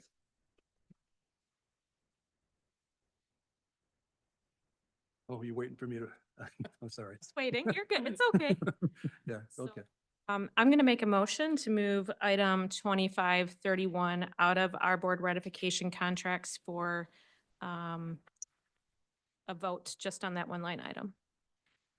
The contract, please. Which one? 2531. Move on. It's the second one on page 28. And who is the contract with? It is with Public Health. Yeah, the vendor is Yellow Lime Creative. Great, thank you very much. Does everybody have that contract in front of them, Commissioner Medema? I guess I'm waiting for is there a second to the motion first? I'll second that. Yes, there is I can forward you a contract that are you asking? Can I have a contract, but I still don't know if everybody else has that contract. I'm quite comfortable not having it at the moment. I've not looked at it, but I'm very open to just hearing what my fellow board members have to say or what questions they have. I'm not looking at every single ratification contract. So I think that we're at that situation again that we had at our last board meeting, where when we take items out of a consent agenda issue, in this case, contracts, last month, accounts payables, that we're amending the agenda. So if we take and separate contracts out, we are in effect amending tonight's agenda. That's the issue. And I would say that we should not be amending the agenda. According to Robert's rules, though, when items are on the agenda for consideration, board members do have the ability to amend motions and to bring things for further discussion. That's the way Robert's rules works. And so it's not out of order to, to do this. And part of that is having more discussion about items. This is government oversight. This is actually why we were elected, is to look at things, to consider things, to give voice to things, to talk to the community or talk in front of the community so they can hear what's going on and then give us feedback when they hear the content and let us know, hey, are you going in the right direction or not? And even though these items are less than $70,000, so they go through the ratification process, our voices are important because then our departments hear our hearts and they hear, what we have to say about these things. That gives them feedback when they then go and make future decisions. It gives us information as we approach budget season and we have to make decisions. As we set budgets and set boundaries, it gives the administrator information. So I actually think these are very valuable discussions. I think, yeah, I don't mind voting. You're right. To follow the right procedure, any commissioner can make a motion to remove an item from the agenda and discuss it individually. Now that it's where it is on the agenda, the right time to do it is now, so I appreciate that. I'm going to vote no. I think we can, on each of these, if we're going to go through them one at a time, I'll vote no on each of them. I think we can discuss every single one of these as a part of the group. I don't think we need to line item and pull out each individual one. If we got in a habit of that, we'd be here all night. We'd be here all week. But I don't mind hearing out Commissioner Miedema on these, but I'm going to be voting down, discussing them each individually. I think there's opportunity now that it's off the consent agenda to just discuss them as a group. So that'd be my 2 cents. So as a matter of procedure, again, just to caution the board to think about this. I don't have any trouble at all discussing these things if they were properly identified on the agenda. But to change the agenda verbally at a board meeting is not, in my mind, a precedent we want to set going forward, whether it's this matter or any other matter, unless it's an emergency type situation. Because there's going to be times when that may need to happen. But when possible, these items could have been pulled and made separate action items and posted to the public. But to do it verbally at a board meeting is what we're trying to avoid for transparency to the public and to the board. That's my thought on it. Jim? I would just make a comment that here we are, I'm looking at a spreadsheet. I don't have the contract in front of me. I'm not sure it was ever in the packet, even in the committee level, probably may have been. But we don't have anybody from the requesting agency here to answer questions. I mean, that's the problem when an agenda change is made, that we're going to reopen this for discussion or review. I'm all for digging into this, but at this point, it's difficult to make that meaningful or useful in my mind. I would agree as well, and I would add on to that point that these are below the $70,000 threshold that we typically would scrutinize one by one. And so if going forward we want to change that policy, we can have that discussion, but I think right now doing it would be like Commissioner Barry said, maybe not blindsiding the vendors, but it would be a break from policy, and it might not be fair for them to do this without at least giving them a chance to come here and answer questions if we do have them. So I would agree with Commissioner Barry on that. I'm a little uncomfortable with it.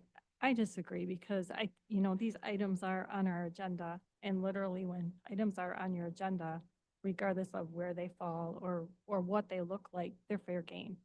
And so quite frankly, if we shut down conversation tonight, then I think it's very fair for these conversations to go on our social media pages and for us to share fully what our concerns are about each of these items, since discussion, is denied in this forum. And so, discussion on some of these items needs to happen. And It's okay. It's okay if you guys don't want to have oversight and transparency. That's fine. But we will bring it somewhere and we'll have it somewhere. With all due respect, discussion is happening right now. The But not motion in is whether detail. to split Not these in out and detail. vote. The motion is whether to split these out and vote on each of them separately. I think on the topic of transparency is Allison represents her district. She has questions. When she asks these questions on these, it gives the public a chance to also know why she's questioning these things and what's happening and what her thought process is, which is transparency to the public. Let's make sure we understand, there's two parts to this. First part is, do we allow, are we going to allow an amendment to the agenda? If the answer is yes, then we get into the merits of it, of the issues that you guys are talking about. All of you are talking about merits. The first step before we get there is, should we allow the discussion at all? Should we amend the agenda to allow this? Because it's on a consent as a post-execution of contracts. To pull these out is an amendment, is a change to the agenda. That's the first hurdle we got to vote on. Are we going to allow for amendment of the agenda? Allison, can you repeat what your motion was? I believe I stated, and the clerk might have to tell me if I have it correct. I made a motion to move line item 2531 out of the board ratification contracts to be voted on as a separate line item coming from public health regarding yellow lime creative. Are you keeping it under the same agenda item, but just wanting to have a separate vote on that particular item? Yes. Ms. Sanchez, isn't that not, to pull one contract out of this consent action item, is that not a change of the agenda? It's splitting a motion. It's, pardon me? It's splitting a motion. It's where you're taking part of the motion and you're splitting it from the rest for consideration of them Right, but that separately. changes the agenda. We had the same issue last month. It's not really changing the agenda, it's changing the motion. Let's get an opinion on this. Well, the other question would be, Chair Teeples, is that what is our ultimate duty? Our ultimate duty is to serve the people and to understand what we are voting for. And so when we are allowed to have further discussion on these line items and to be asking for contracts, to be looking at certain ones that we do want to discuss further, we're doing our duty on behalf of the citizens. And it's not just me that has questions about these, there are others. So anyway, I would say our overall duty is not to whether or not something happened within the time frame that you wanted. Our ultimate duty is to serve the people. Don't misunderstand the procedures that I'm talking about, or the merits of my opinion, which you haven't heard yet, one way or the other. I'm talking about procedure. And if we're going to follow Robert's rules, in my opinion, my understanding is that this is an amendment to the agenda. That's what we need to have an answer on. I disagree. It's splitting the motion. We had the very same issue last month when it came to pulling things from the accounts payable list. It was a change to the agenda. That was a motion, and it was denied. So we're at the same point here, only on dealing with contracts, before we get into the merits. I think everybody's spoken. We ought to take a vote. But the question is, what's the motion? Because at this point, if it's a motion to amend the agenda to pull that contract out, that's the first vote. It's not, it does not sound like a motion to amend the agenda. It sounds like it's a division of the question. This is a multi-part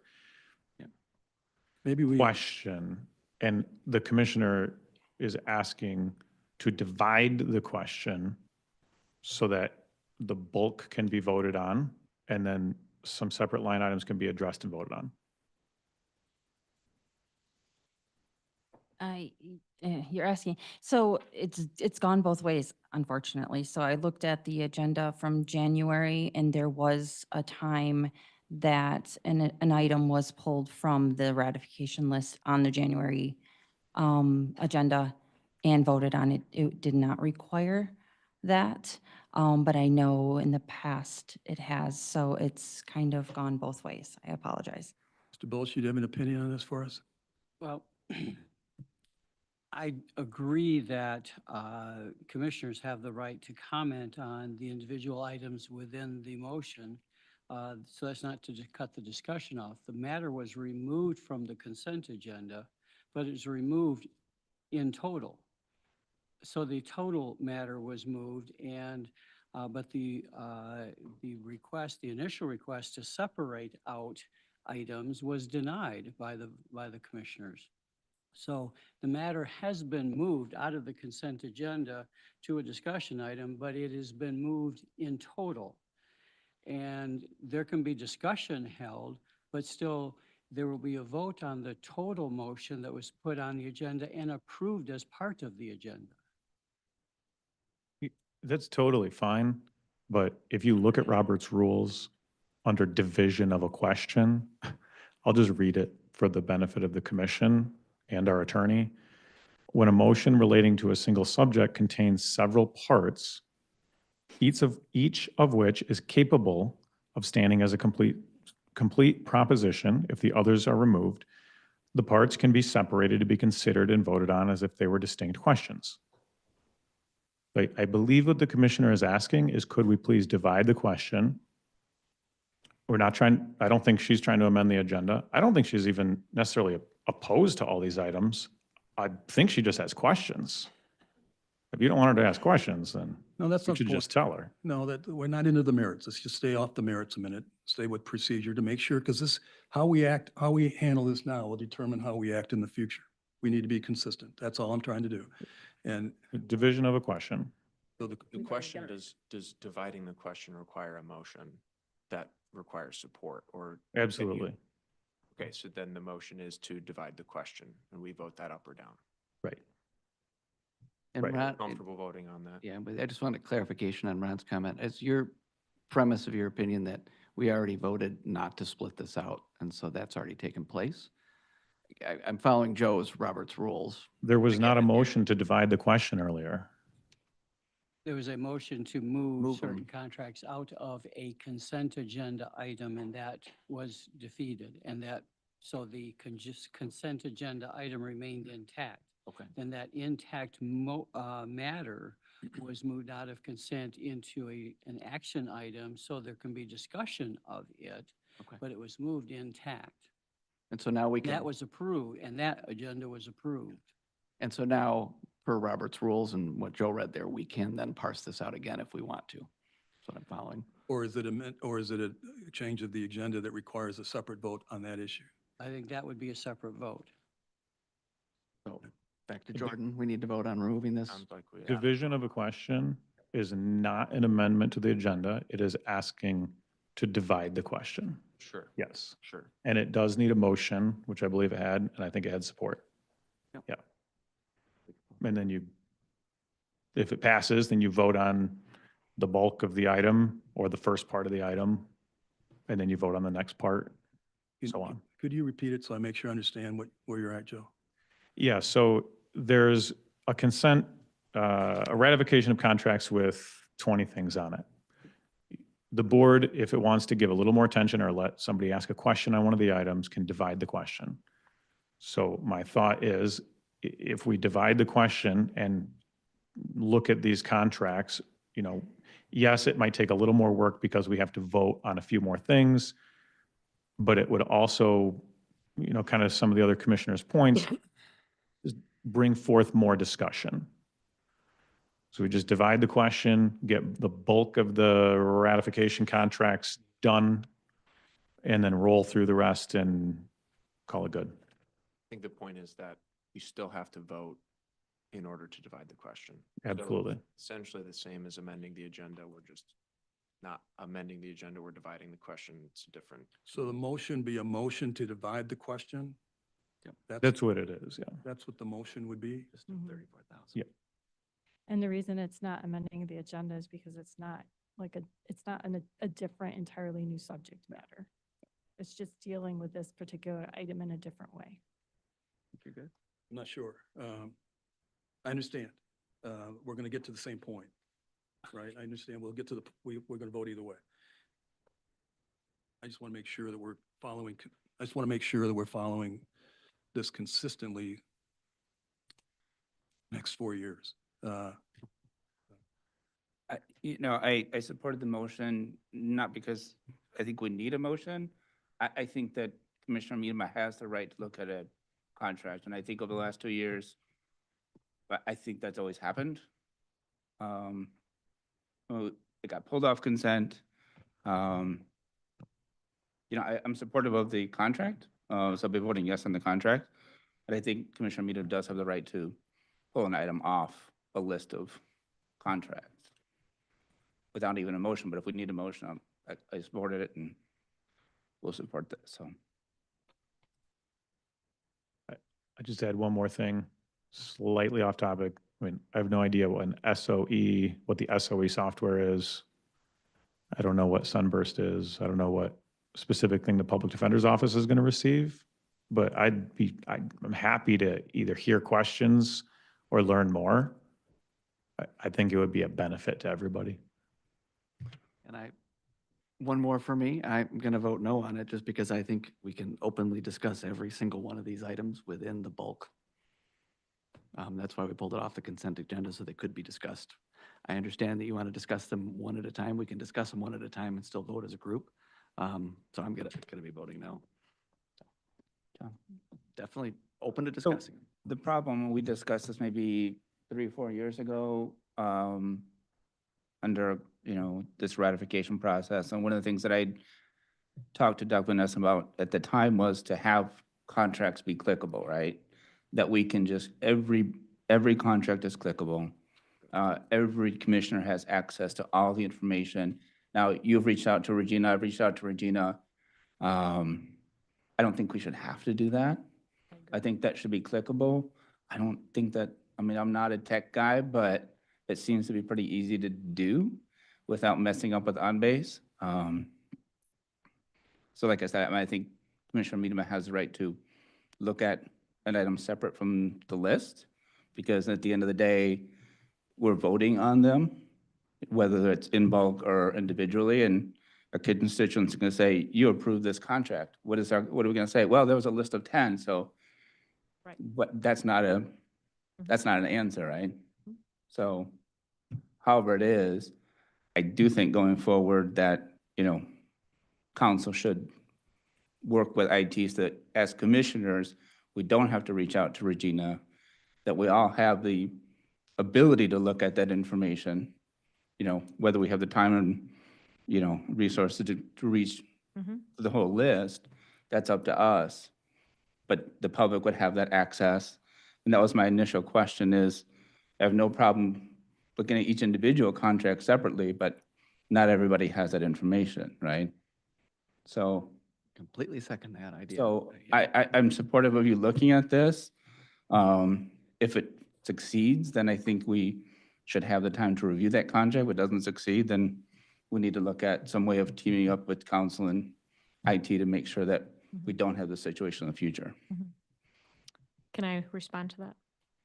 I agree with you, Commissioner Zylstra. I would love to be able to have a opportunity for all the board to be able to just click while we're doing our research to be prepared. One of the reasons why I feel so strongly about being able to vote separately on these is for what you mentioned is my justification to my constituents. So when I say no, and I voted no against all of those, it doesn't mean that I was not in favor of all of those, but there were a couple maybe that I did struggle with. And now I have to vote no then every single time because I have a concern about something. I don't think that's fair. So that's just feeding off of what you just shared. So again, I don't have a problem for tonight's meeting voting on addressing a motion to divide the question. But I want to make sure it's reflected in the notes, in the minutes, for an example, that this doesn't create a precedent. What I'd like to ask legal counsel to do is look at things like this, ratification of contracts and accounts payable issues, for an example, and ask if they're pulled out of the consent. Is that an issue? Is that a division of the question that requires a vote, or is it an amending the agenda that requires a vote? So I just don't want to create a precedent for what we're doing here tonight. I don't have any problem for the vote. And procedurally, that's where my concern is. We'll get into the merits in a second, so, okay? Jim? I'll be voting to separate this out so we can discuss these things individually. But I just want to stress again, I think normal order on this would be, this has gone through committee. No, it's not. It's This not- is the first time our eyes are, Yeah. are being set on this, so we just got this. Okay, well, we still have a packet that was available on Thursday. I see we've got a few department heads that have come in here since we've started. But it just, to try,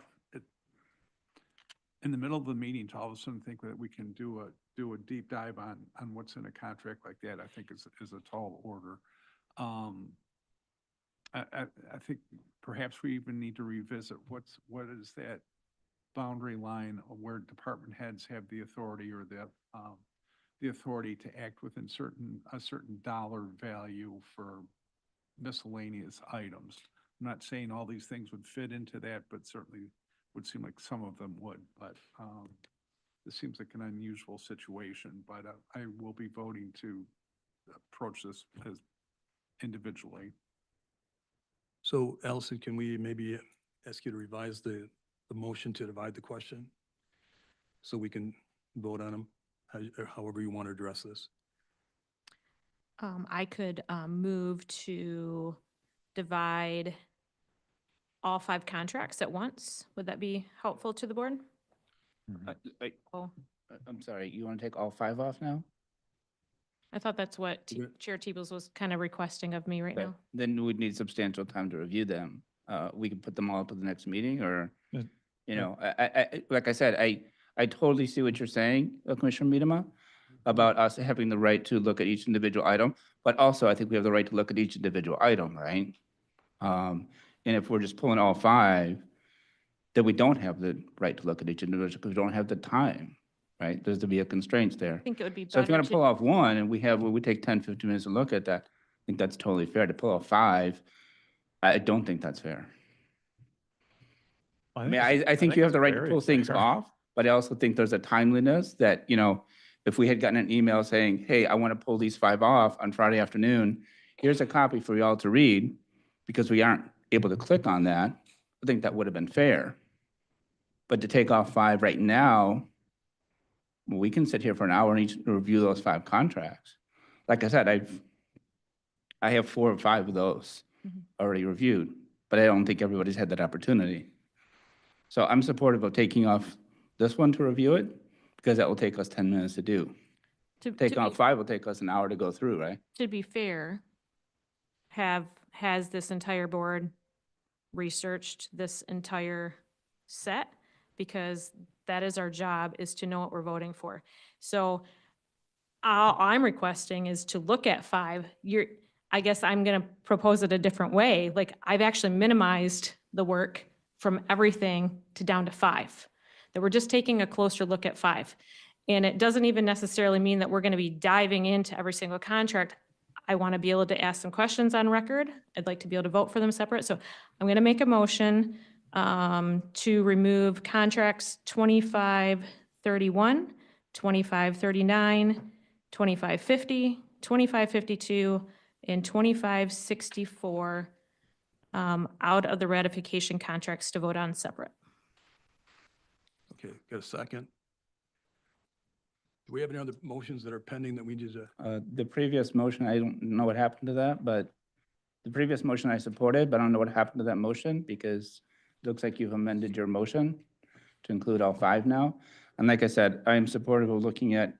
I was asked to make the amendment, so that's what I was doing. Okay, okay, that's fair enough. And you're welcome to vote no if you don't want to, you know.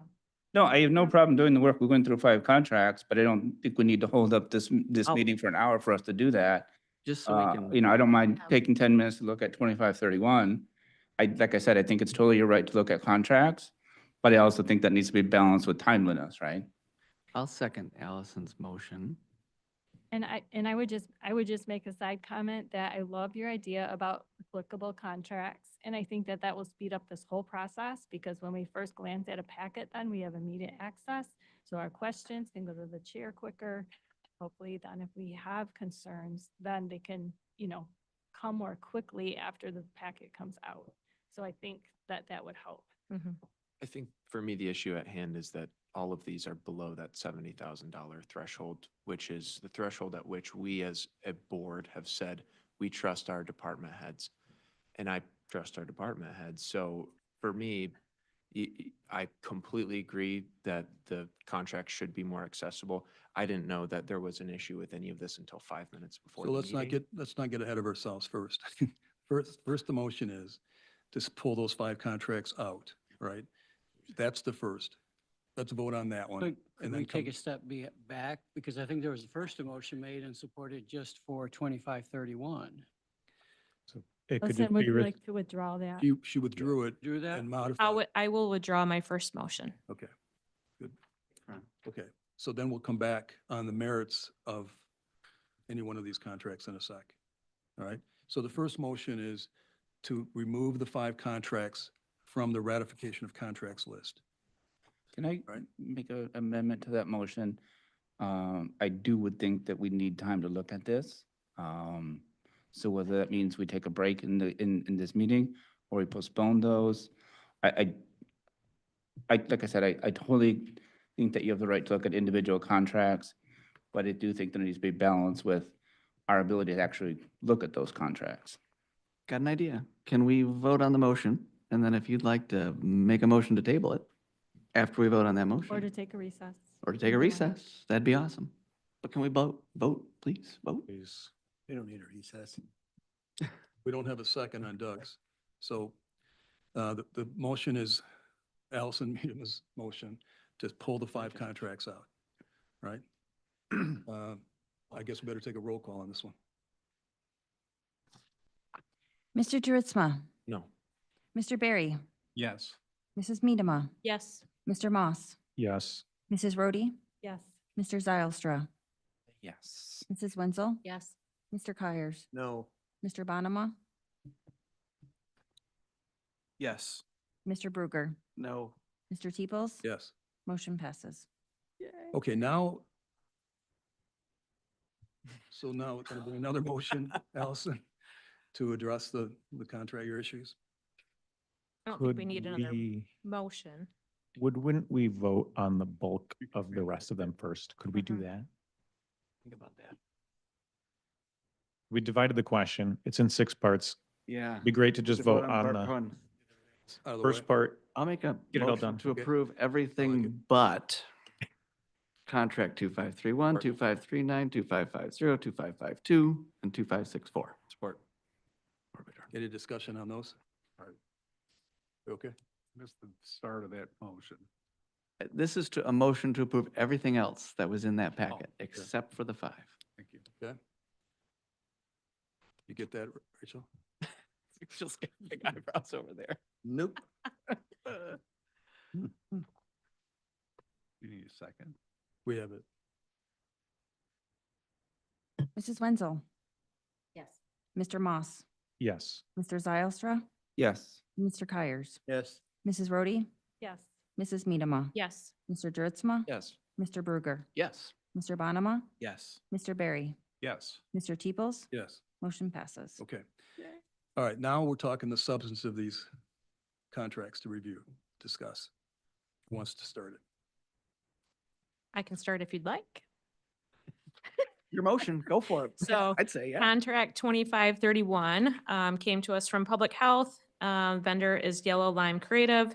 And I just have some remaining questions. I did reach out and asked if this was included in this year's budget, because it doesn't actually specify where this is coming from. You can tell me, Karen, if I got this right, or Gary. It just said that it is being paid from Public Health Administration, and that administration is allocated to all programs within the department. So my remaining questions are, so from my understanding then, it was allocated in this year's budget from the Health Department. And then I'm wondering if public health has outsourced marketing and creative support like this in the past. And I would just like to have a little bit more details behind the work to be done.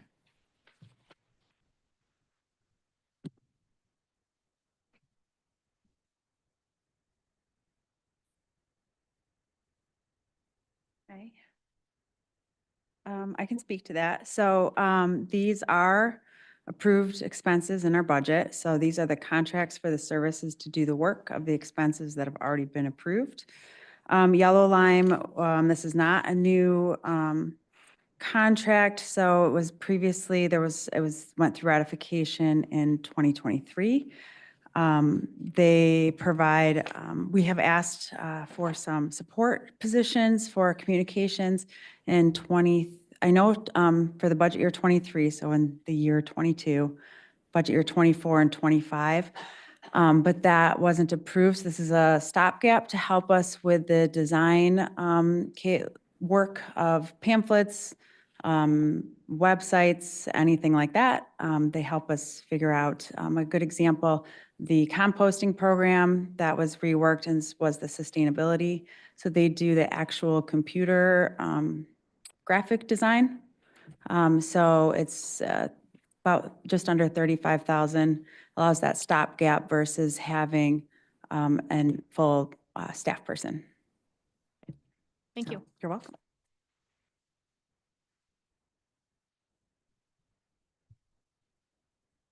I don't have any questions. It's below the $70,000 threshold, so I'm going to be voting in favor of it. Are we voting on these separately? So we vote on this right now? So this would be, we're just dealing with contract 2531 Understood. to approve contract 2531. Did somebody actually raise that, brought that? Actually, I think we need to, No, we need to actually make the motion, don't we? we need a Yes, motion. we do. You need a motion. I'll make a motion to approve contract 2531 from Public Health with Yellow Lime Creative for $34,000. I'll support. Say, Jim, that's you? Jim? All right. Any other discussion other than what we've heard so far? All right. Let's vote on this one. Rachel? Mr. Moss, Yes. Mr. Kyers, Yes. Mr. Barry, Yes. Mr. Bonema, Yes. Mrs. Rhodey, Yes. Mr. Zylstra, Yes. Mrs. Wenzel, Mrs. Medema, Yes. Mr. Dritzma, Yes. Mr. Bruger, Yes. Mr. Teeples. Yes. Motion passes. Okay. I'll make a motion to approve contract 2539 from County Clerk with SOE Software Corporation for $68,000. Support. Okay, discussion.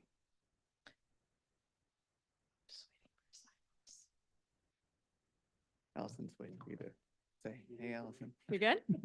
Just making sure. I told you, let's keep your I know you were requests this thinking. week. Please, Okay. go ahead. I would just love to have a little bit of discussion from our clerk's department, or if they're not available to speak to it, if Gary has information or somebody else or Karen. I know again, I'm wondering where the money is coming from. I think that's important for the board to know. And that would be my first question. So we had budgeted for some additional equipment. Excuse me. Yes, Would you just identify yourself for the public that are watching this online? or definitely. Renee Kuiper, I'm the Chief Deputy County Clerk. So we originally had budgeted for some equipment that we are changing our tune on and no longer needed. And due to some of the software issues that we had on election night in August with the website crashing and things of that nature, we're taking a hard look at what we can do to better provide service on election night reporting for our voters. So the money is currently in the budget, just being reutilized for this contract currently. Okay, so the money was there. Okay, that was one of my questions that I did not get answered earlier, so I appreciate that. Any ideas about what the hope is Like, what will the public see differently than what they saw previously? Yeah, so this software has a lot of unique qualities in that they give us maps that you can see, and it'll be color coded as to who got which vote and as a primary percentage. It'll also be able to have right on demand those reports that come out quite frequently. So anytime that we update the software, it can create a report for any of our voters, any of the public or candidates to kind of see those listings right away. Additionally, it's just more availability and transparency for our public in those crucial moments that we're getting those reports out. Is this the same software that Kent County uses? Do you know? I believe Oakland County, I'm not sure if Kent County was on it, but I know Oakland County has used it, Berry County. There's a different Michigan counties that are on it. Okay. Our spreadsheet indicates it's a multi-year contract. Is it an annual expense of 68,000 or how? No, I believe it's an annual of 9,000, and then it goes on for, I believe it's the 7 years. Okay. Yep. Is that right? That was one of those math. 7 times 9 has always gotten me. 63. Anyone else have any comments on this? Well, that was my question was, is that all due up front or it's going to be a yearly payment? It is a yearly payment, Okay, yes. So then truly our 9,000 that we have in our budget does pay for it. Okay, thank you. Okay, ready to vote? Rachel? Please. Mrs. Rhodey, Yes. Mr. Bruker, Yes. Mr. Zylstra, Yes. Mr. Bonema, Yes. Mrs. Wenzel, Mrs. Medema, Yes. Mr. Moss, Yes. Mr. Dritzma, Yes. Mr. Kyers, Yes. Mr. Barry, Yes. Mr. Teeples. Yes. Motion passes. Okay. Anybody want to do it? Better- Motion to approve contract 2550 from Public Health with the Michigan Association for Local Public Health, MALF. Sorry, for $4,500 paid for by grant funds. Support. Comments? Assembly? I do have a question Mhm. on it. I am wondering, what is your planned use of these funds? Question? What was the question? What are the planned use of the funds? Yeah, so in the past, I think they've come through the board because we've gotten them yearly. So I think previous commissioners would have seen them the previous years. Although last year we were awarded less, I think it was just over 2,000, so we could do less. But we traditionally use it for all staff trainings. It's specific, for those that haven't seen the grant language, it's specific for use for staff well-being, team building, education. So we'll use them, and it's one of the few grants that allows for purchase of food. So we usually do an all staff with everybody in the building with all 110 staff, and have speakers come in. We've had or partner with folks that the sheriff's office have referred for like conflict management, or way back in the past, we've had sort of like safety for home visitors, things like that. Verbal judo is one of the things they call it. It's helpful. A lot of our staff is out in the field. So we do a lot of that. If there happens to be little parts and pieces of funding left over, I know our person that kind of organizes this stuff for us has worked with, I don't think it was Hudsonville, but it might have been, to come for like a day and provide ice cream, stuff to get everybody together at the same time. So that's primarily what it's used for. Okay. It's kind of interesting when you read the language of the grant. It says, MELF and grantee have expressed interest in collaborating to provide supportive services to local health department staff affected by the COVID-19 pandemic and to bolster their sense of social and emotional well-being. And then it says, under description of services, grantee will provide or arrange for services designed to address workplace stress associated with responding to the COVID-19 pandemic.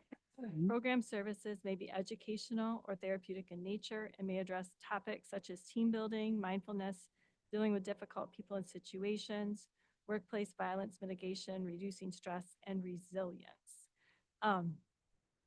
So anyways, it's interesting that it's COVID, it's, still tied to the COVID-19 pandemic. And then I guess I just want to point one other thing out, and that is just, and that's just more for general knowledge here, is that MELF is, a state level association of NACCHO, and NACCHO receives its revenue last year was 101.9 million, with 95.6 million in federal grants. And so, this is one of those NGOs that is just getting millions and millions and millions of dollars. And so, personally, I guess another thing to know is that both NACCHO and MELF participated in a lawsuit against the county. And so my red flags go up when we have activist organizations, coming in and partnering with the county. So for me, this will be a no vote. I appreciate, staff activities and all of that, but I don't appreciate the coordination with this particular organization. So. Other thoughts? Allison? I would just say I would concur with some of the things that Commissioner Rhodey stated. I'm in favor of our public health receiving different things that are needed to help build the team. I like some of the words in there. My biggest caveat is who we're partnering with in this regards. And so my vote will also be no on this one. So I'd like to make a couple comments about all these matters.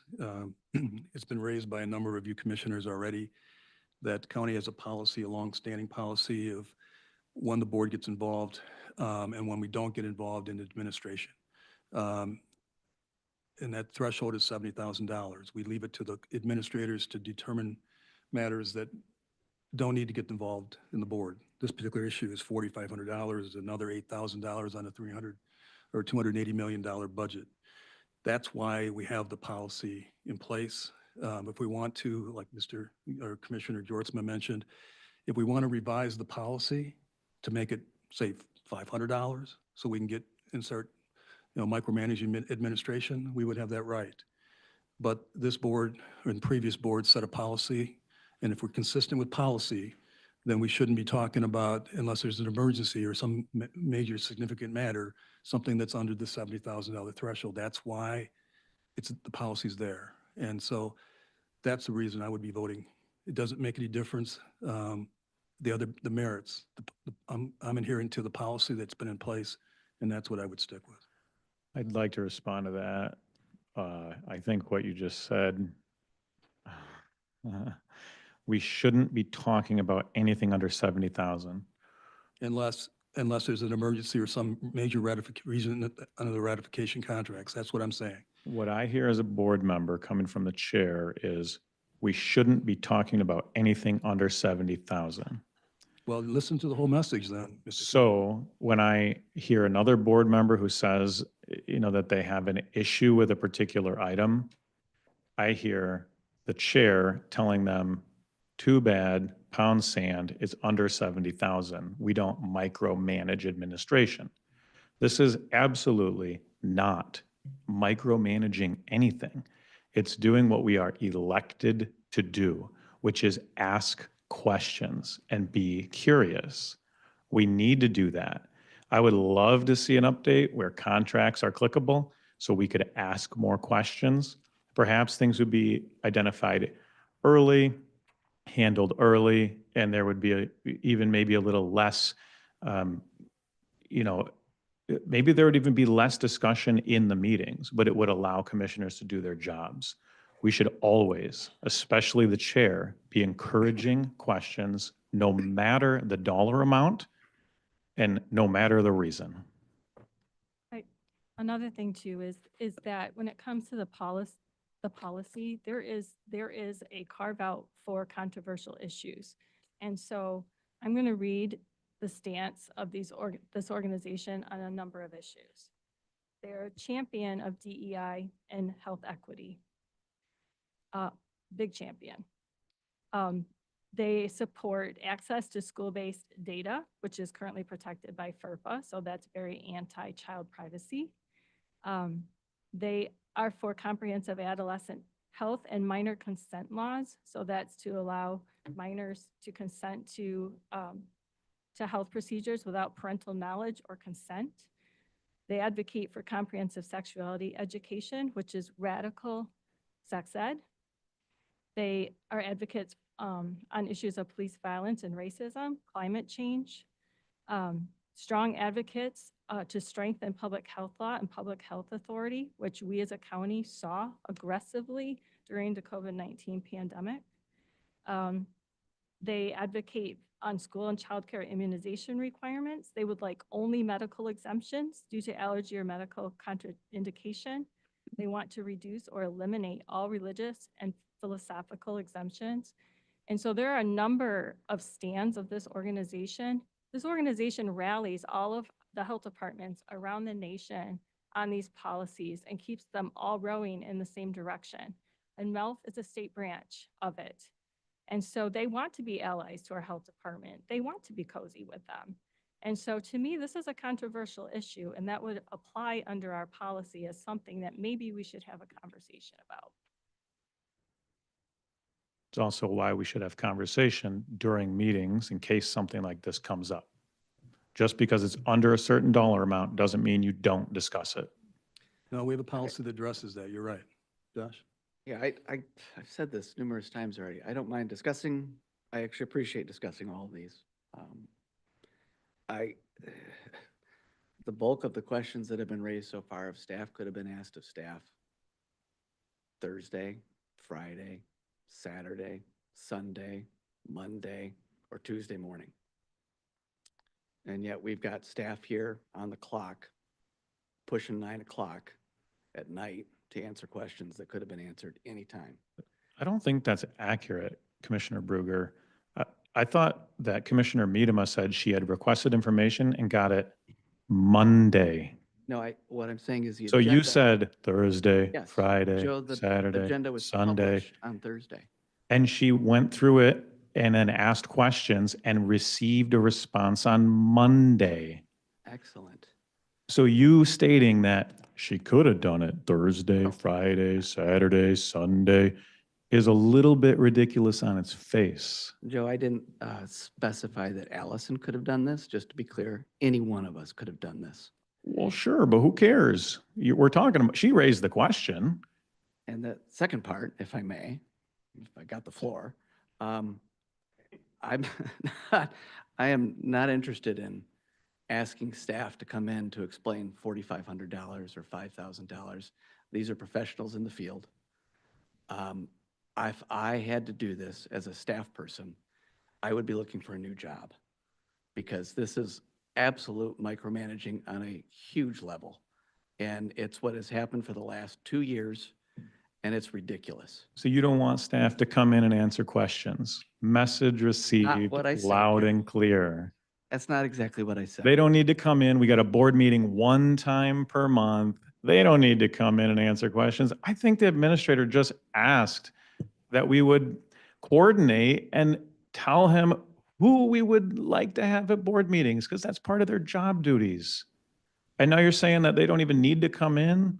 Not what I said, Joe. That's what it sounded like. Let's move on. Kendra? Headline, can I- Go ahead. Thursday, Friday, Saturday, Sunday. But you don't want them coming in at 6:30 at night tonight, but it's okay for them to work on it on a Saturday or Sunday. Can you move your mic, please? Yeah. So it's okay for them to work on it at a Saturday or Sunday, not at 6:30 at night on a business day, but it's okay to work on it Saturday or Sunday. Thank you for pointing that out. I misspoke. You're right. Thursday, Friday, Monday. And so if we request something and we don't get it until Monday, then what is your solution? All I'm saying is these questions could be asked of staff. Answers could have been provided by staff. Staff would But the not necessarily information need to be here. received until Monday. So how do we ask those questions if it doesn't get received until that point? I'm not, today's Tuesday. We started our meeting at 6 PM. Answers were given on Monday at noon? Is that right? So I'm not understanding what you're getting at, Kendra. What Sorry. Vice Chair Bruger is saying is you have from Monday until the board meeting to ask your questions. That's what he's trying to say. When we have a 9 AM board meeting, you have from whenever you get your information Monday until the next morning. Yeah. I'm saying you have the opportunity to ask these questions, Joe. Just the opportunity. I recommend using the opportunity. Hey, thank Absolutely. you. You and I are in Yes. agreement. Yeah, I recommend using the opportunity as much as possible. All right, Bill. Can Bill? hear it. It sounds like this group is really pressuring you. Adeline, do they come in and pressure you when you do these? I would say that of 9 commissioners attended a NACO conference. That is the same type of organization for commissioners as NACO is on a national level for health officials. MALF is our local, our Michigan office. I see you nodding. So and we are an affiliate. It's the same sort of organization for health officials as whatever the Michigan City County Health or City County officials. Is it MACO in Michigan, like Or NACO Yeah. or MAC? And the county historically, including all of these commissioners, have supported participation with the professional organization for county officials on a national and a Michigan level. This is the health version of that, city and county health officials. Yeah, so in fact, NACO started NACO. Mhm.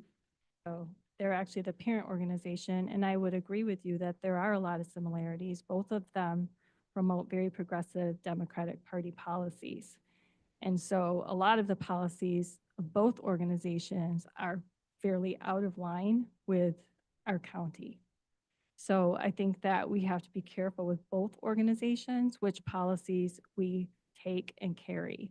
NACO, right now, my sense is they're, trying to figure out the new administration and just how to play ball with them. So, but yes, there are definitely similarities. Mr. Chair. Jacob. Just a couple observations for you. I think we've been to this point before where at the last minute, these discussion items are put in front of the board. Allegations are made with a desire to cut funding from a program that, as suggested earlier, we need more time to be able to look at these contracts, to actually talk to the interested parties if we truly feel that there's a problem here. We saw this happen with the Lakeshore Nonprofit Association. And a lot of allegations about their activity in supporting DEI initiatives and other things were made in the moment, right? Because they're true. They actually were true at one time in 2020. You would have found out about that had you actually reached out to them like multiple commissioners did after we met that night. We found out that a lot of the allegations that you were making to make reason that we should not fund them, they no longer have those programs. They haven't funded anybody in those positions for years, actually. And they apologized that their website was old and had not been taken care of. But that was not accurate information that you were presenting to this board by which trust and make a informed vote on. So I would say going forward, Mr. Chair, I think we need to take a step back when these types of allegations are made so that we can have time, as Commissioner Zylstra and others have advocated for, to review these contracts, to reach out to these partners, to talk to staff, to not do these blindside activities in meetings like this. I don't think they're fruitful and they're not helpful to the public, because the public heard a narrative that Lakeshore Nonprofit is doing all of these activities, and that's just not true. And they're actually rebuilding their website now to reflect the actual services that they have. Allison? Just to go off of that, sounds like a great thing happened then. If it's either one that they were caught, that you said that it wasn't true, well, someone can only base their information on what they're looking at on someone's website. So to make allegations about a fellow commissioner, I don't think that was very fair in what you just stated. I think it's great if their information's not correct, that they're cleaning it up. more power to them. You know, when you have a partnership with an organization, the respectful thing, the adult thing to do is if you have a concern, if you have a question, is to reach out to them, which none of you did. And multiple commissioners met with them and confirmed that none of you, before making these false allegations against them, actually met with them to verify if any of these allegations were true. So that is irresponsible for you to act like that, to have a gotcha moment for the cameras and the public, and then go to the county party to have us admonished in the way that you did over false allegations is purely irresponsible, and you can do better. You can pick up the phone, just like with all of these issues, you could have picked up the phone and talked to staff. You chose not to. You chose to have your gotcha moment in front of the public tonight, and that's getting kind of tiresome. Can I make a motion to call the question? Support.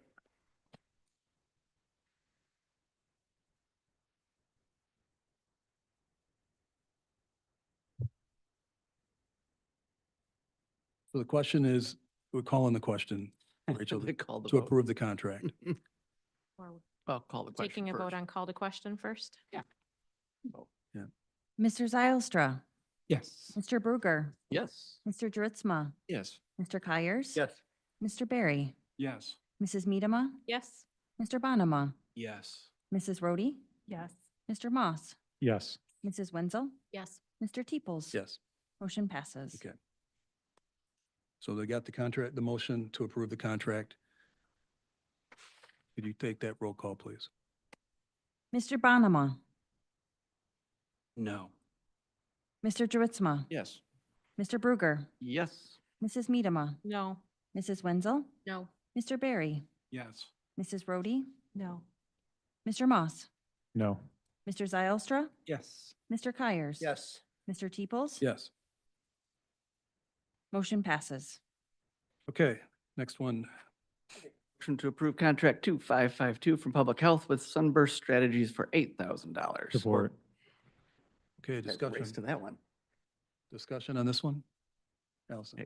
I can start off with this one. From my understanding, this is money that would be coming from the general fund. Is that correct? On this line This- item? These are approved expenses as part of the budget. And so these, again, this is contract to complete the work that's already been approved expense as part of our budget. Okay. When I reached out to Karen, I believe it stated that was going to be funded by general fund transfer, no grants in this cost center.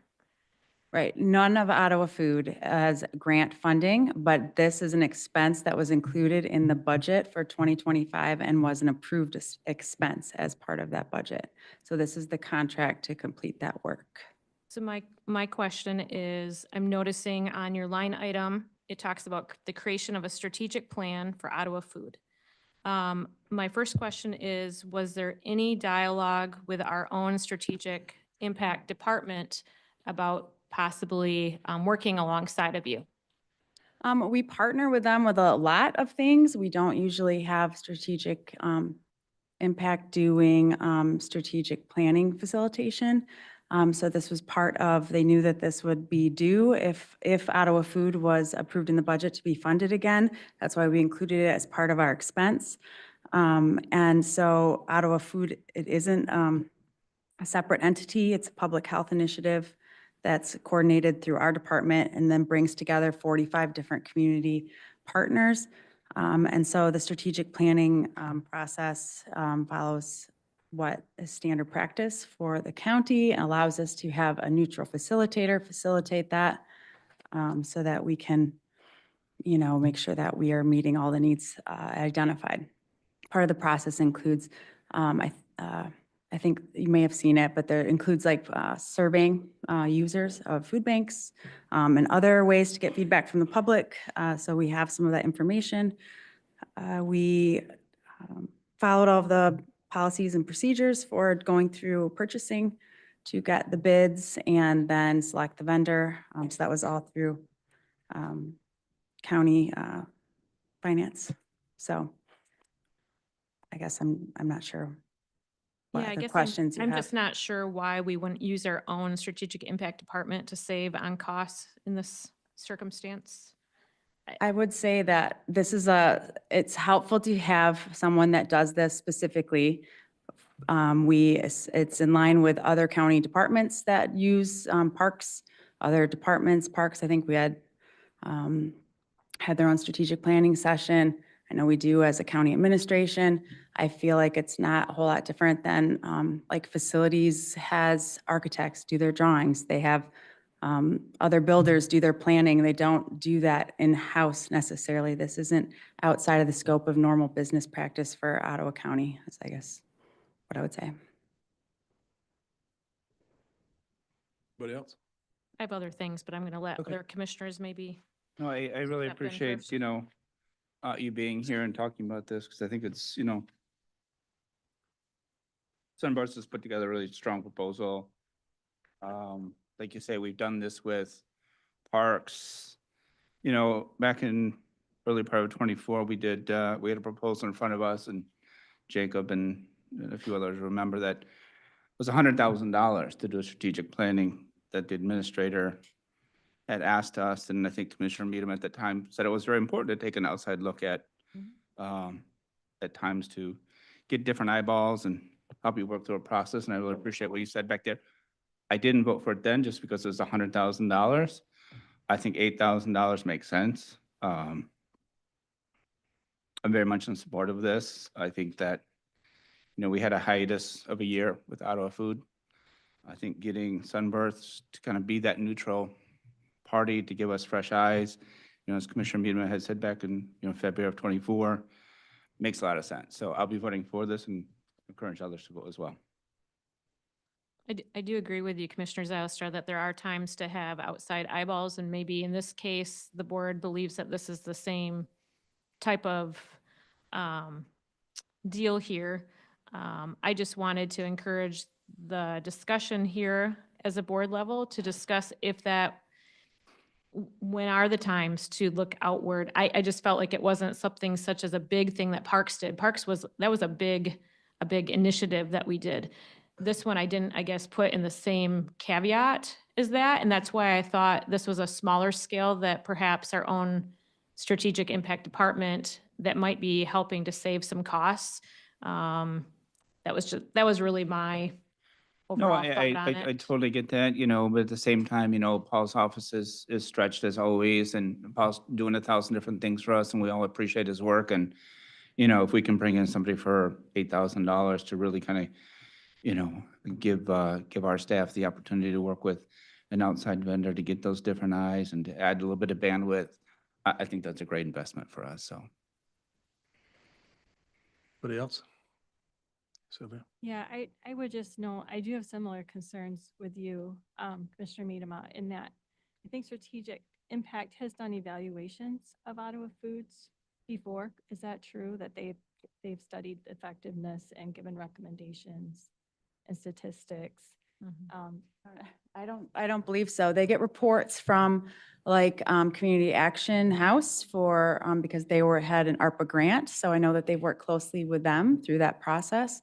But Ottawa Food Assessments has always been through our public health department, as the program is a public health program. That's not to say that we don't ask. Often if we have our own FBs, of course, for doing data analysis. That doesn't mean that we don't lean on Paul if we need some assistance with putting things together.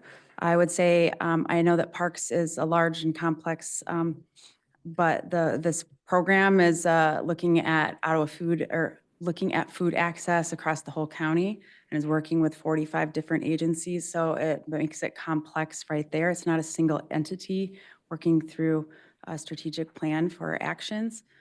So I think it is complex. If you've done any sort of in-depth strategic planning, anytime you have all of those agencies that are varied and have varied focuses, it's complex to get everybody at the table to go through that process.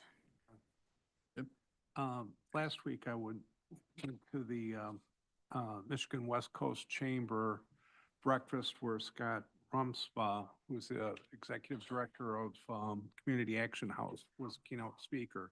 And he talked about Ottawa Food in some of his remarks as part of an important partner in the collaboration of what goes on with countywide food distribution and meeting needs that are all across the county right now. But it's a logistical thing, it's a collaboration thing, it's referring people to the right sources.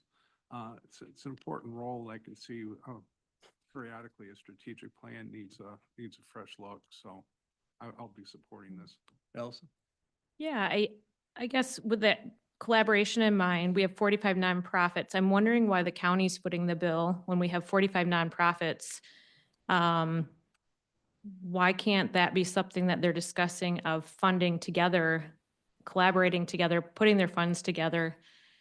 I guess I'm just wondering, why does the county have to foot the bill for that? So the health department has responsibility in the law for, it includes nutrition education and prevention of disease. And so again, like Ottawa Food isn't a separate entity. That is an Ottawa County like public health initiative. It's coordinated through our office. It's a coordinating effort of all of those agencies.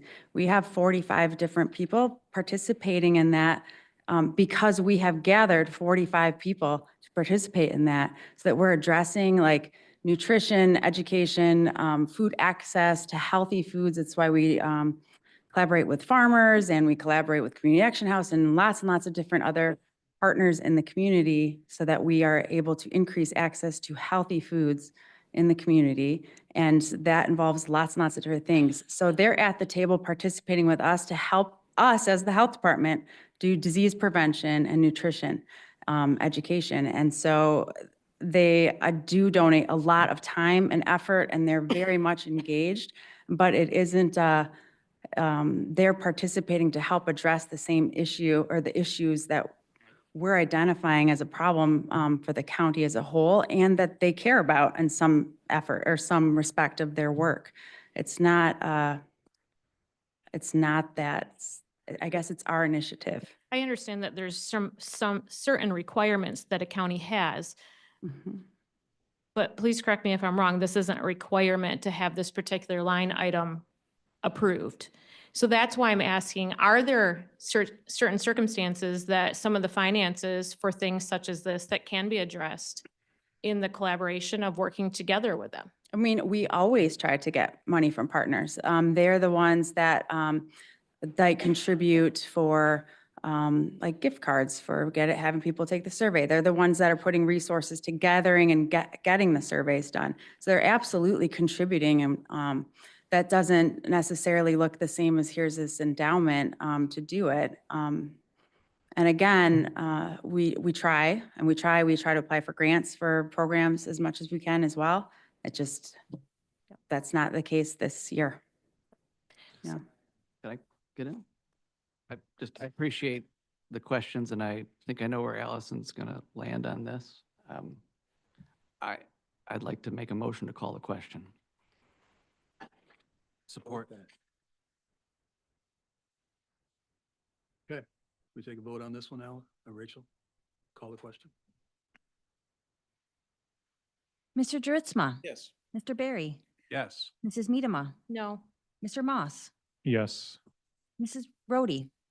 Yes. Mr. Zylstra? Yes. Mrs. Wenzel? No. Mr. Kyers? Yes. Mr. Bonema? Yes. Mr. Bruger? Yes. Mr. Teeples? Yes. Motion passes. Okay.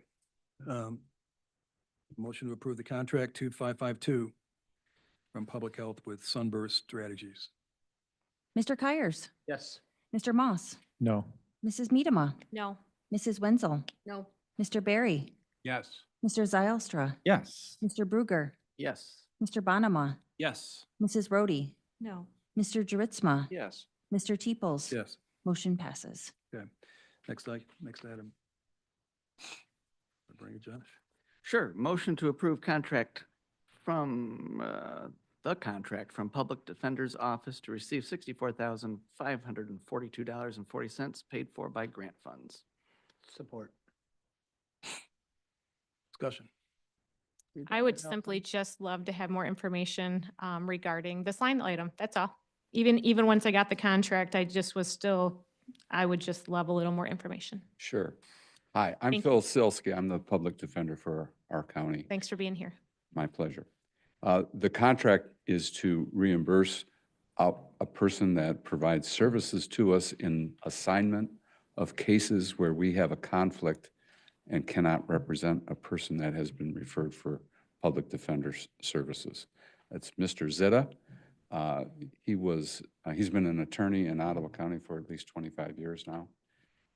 He and his office received notice from our office that we have this case or that case, sometimes these cases where we need the services of a person, an attorney licensed to practice that's independent from our office.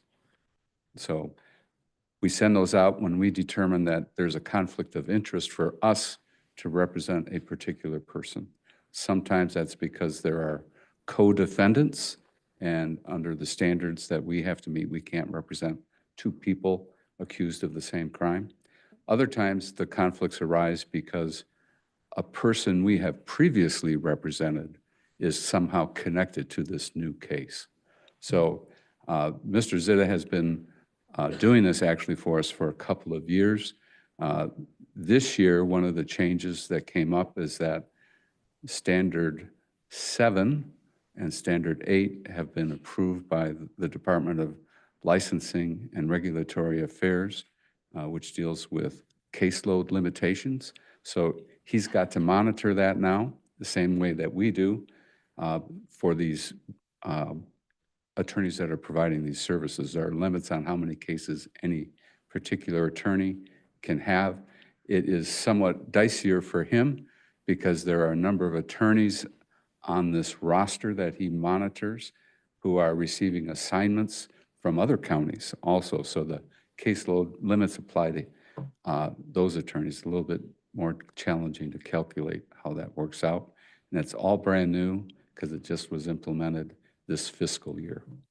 So he'd been providing those services. We did two things. We adjusted the hourly rate upward. He had been doing it at the lowest rate that was approved 4 years ago. So I felt that it should be adjusted, and then it was also adjusted because of the time. And he may not earn all of that. It depends on how many cases, because it's on a up to 10 hours per week basis. Great. Thank you for that thorough explanation. And from my understanding, this is funded through a MIDC grant. It's part of the overall grant that we receive for the operation of our office. That's one of our line items is contracts for other attorneys. And then the conflict administrator is a separate line item in part of our overall budget that's received primarily from the state. About 83% of our total operating budget comes from the state. Thank you. You're welcome. Those are all of my questions. Okay, ready to vote, I think. Yep.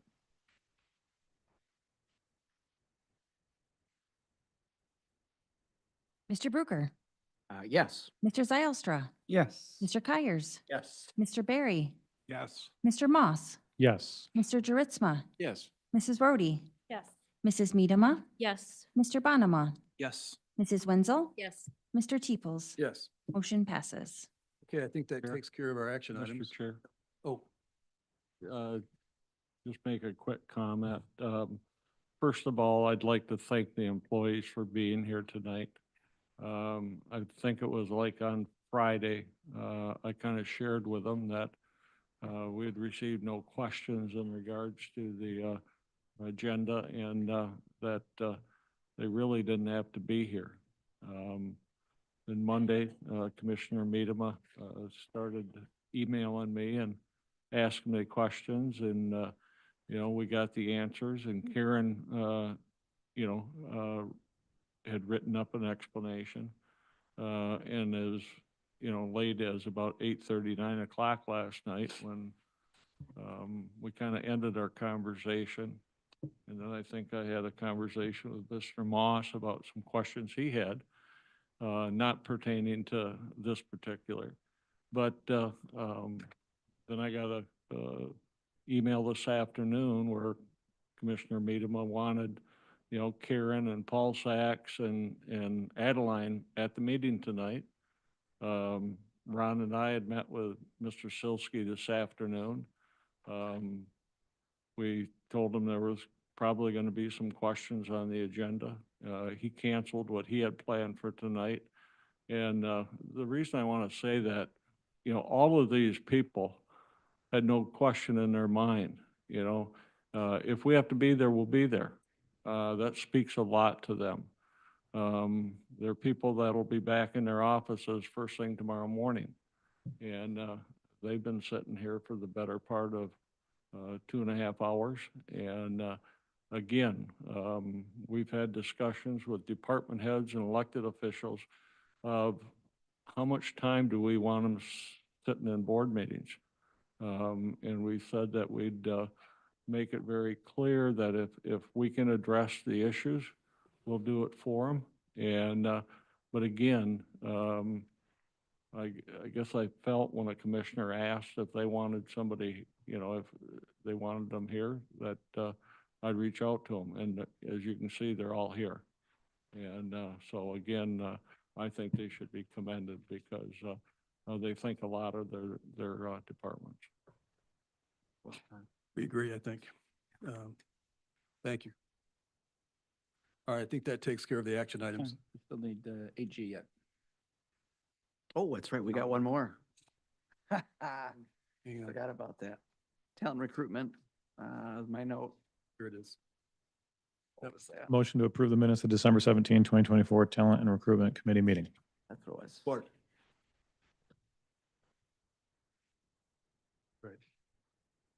So we had this discussion back in December, and I'd just like to make the same motion to strike wherever it appears, the phrase "no show / no explanation, October 15" behind Larry Jackson's name. I disagree that he is Support. an eligible candidate. Okay. I would hope that you would add on all comments, because I don't think it was just behind his name. I think there was another person as well. So I would just recommend that if you could make a motion to strike all extra comments. Do you mind? I don't have a problem to that. I don't know where that may exist. Were there more commentaries placed on this TNR agenda? I think there was one more person that did not attend an interview. And so I just want to make sure that we're removing all of those comments. Okay, that's perfectly fair. Like I said, I disagree that they're ineligible, but you know, that is what it is. But definitely, I don't believe that we should have commentaries behind people's names. So we had the discussion in December, and looks like there's support for that. So Got that, Rachel? Understand it? All right, second vote. All in favor of the amendment to the minutes? What's the date? December 17 minutes, as presented. Say aye. Aye. Anybody opposed? Okay. Continuing with the agenda, I don't think there's any. Wait, now we need to approve the. We just need a vote on the. Oh, on the motion. minutes. Main menu. Yep. On the minutes. Okay. Got a motion to approve? Yep, that's motion two. Second. Got it? Good. Ready to vote? All in favor of approving the minutes, December 17? Aye. Aye. Opposed? Okay. Ready to go? All right, I don't think there's any committee reports to dealing with, is there? Not aware of any? Okay. All right, this is the second public comment period. Is there anyone that would like to present to the board?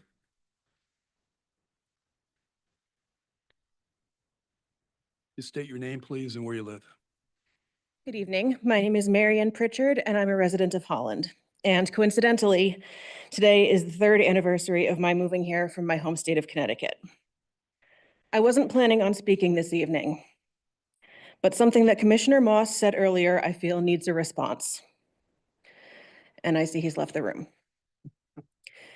Commissioner Moss, I am one of those leftists that you encouraged to use my voice, so here I am. The fact that your service on this Board of Commissioners and on your appointed boards is, by your own admission this evening, motivated by annoying people like me is a disgrace. You should be motivated by doing right by the people of this county, not by antagonizing us. Thank you. Thank you, Ms. Pritchard. Darlene Dykstra, Georgetown Township. I just would like to comment to the comments about the people being here that are working overtime or being paid or whatever.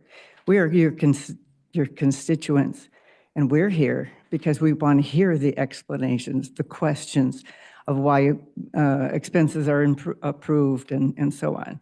And we're here and we're not getting paid. Thank you. Thank you, Ms. Pritchett. Ms. Dykstra.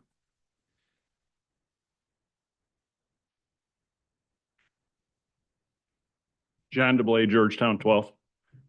I'm going to try to finish this part that I missed on the lead end. Whereas the MISO grid area, the only area as high risk, this is concern on our power or soon to be power failure. In comparison to 10 other North American grid areas extending from the Canadian Arctic to the Gulf of America, are found to be lacking in reliability in summer and winter due to plant closures, exceeding energy additions and rising energy demands. We do live in the fastest growing county in the state.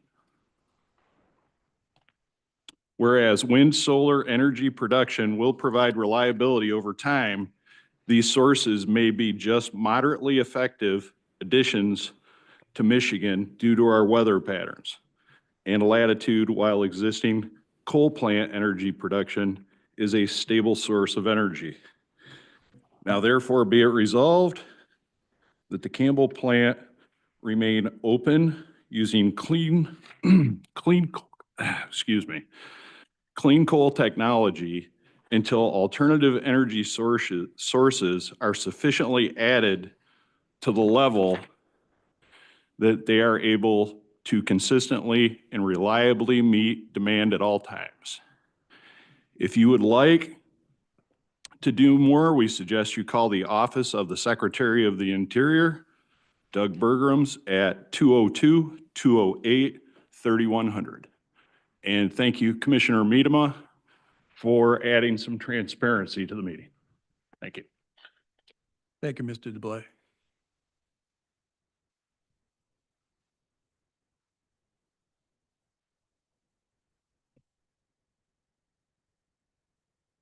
My name is Dave Barnowski, and I vote in Port Sheldon Township. I've had some health issues lately, or I ought to be here at every meeting. But as I was watching this meeting tonight from home, I couldn't stay away.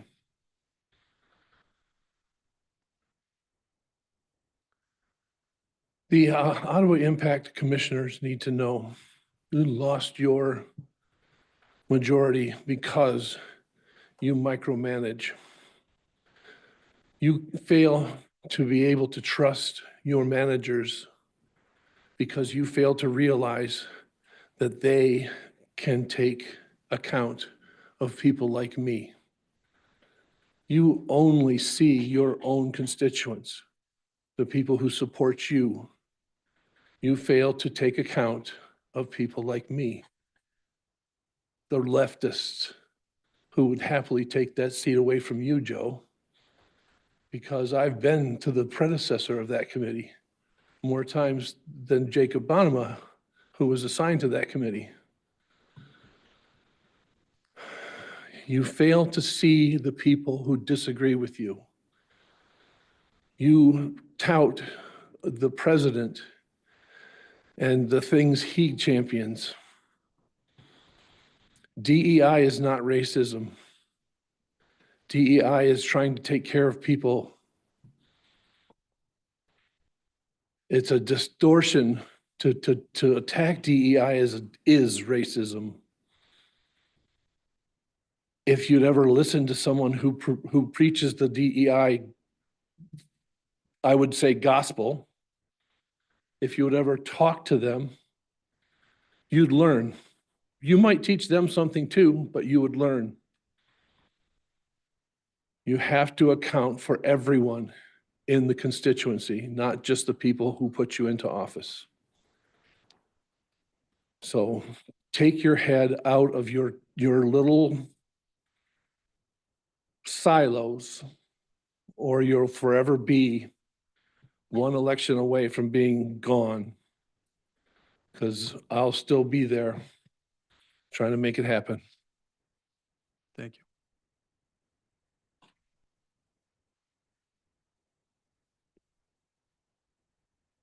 Evening, Commissioners. Thank you for what you do. Don Dexter, Georgetown Township. Not too long ago, I heard in here someone, getting information from someone, and they went to the internet and that's what was on it. Well, someone went to a building looking for the veteran stuff, and he even had a video going of himself. It's a big thing. And everything was good there. Hey, two guys didn't know anything, didn't have the information for the vets even to go there. Flag wasn't out there or anything. And yet he thought that was a good place for us. So do your homework. Jacob. Thank you. Anyone else?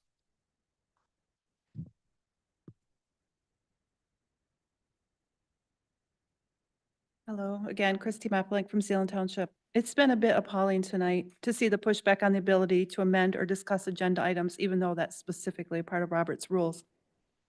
I appreciate the request from various commissioners for contracts to be readily accessible. I would specifically like to commend Commissioner Media's desire for public transparency. It appears that other commissioners just want to sweep everything under the rug and keep it away from the public eye. The concept of the $70,000 threshold is great based on the small percentage of the county budget, but each and every item adds up. Many of the expenditures of our county taxpayer dollars are not necessarily a good use of taxpayer dollars. A comment made tonight about county nonprofits was that we always try to get partners to give money and contribute. But do these partners really feel that they need to do so when the county continues to foot every bill without oversight? I would like to say in regards to all the contracts, we shouldn't be giving county money away so freely. Department heads that are seeking funds should be available to come forward to speak to the specifics, so I appreciate them being here. This also, and more importantly, goes for the big money requests and repeat millage requests. Those who are given money should be required to provide details on the spending and on the outcomes. I would like to see a policy or better follow-up regarding those spending and outcome details. Thank you. Thank you.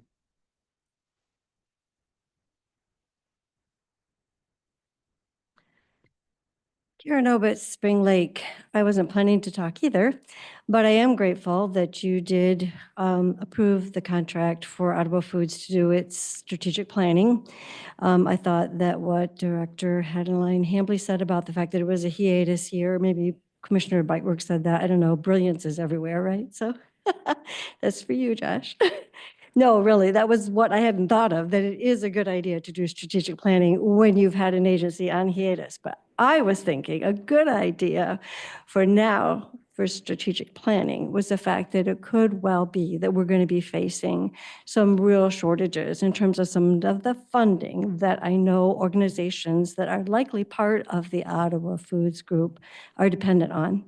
And as a sustaining donor to the Love in Action organization, I have been communicating with them about my own concerns about what might be coming down the pike for them too, as they struggle with some of these grants being cut. And just tonight, I get another email saying, oh yes, there's more news out there about some of the food insecurity issues we fear could be getting larger for us in the coming year or two, are looming even closer. So I applaud the fact that we're going to be doing some heavy-duty strategic planning to make sure that wherever we can to support any efforts across this county to address the food insecurity is an appropriate and wise use of our taxpayer money. Thank you. Thank you. Anyone else? Shannon, is there anybody online? Yes. Joseph McCarter.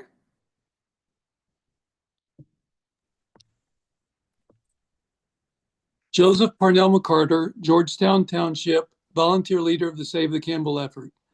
This County Board's Campbell resolution noted the following quote, "The Ottawa County Board of Commissioners has the authority to enter or to intervene in any action or certificate proceeding involving the services, charges, or rates of any privately owned public utility furnishing services or commodities to ratepayers within the county." Article 7, Section 15 of the Constitution of the State of Michigan, unquote.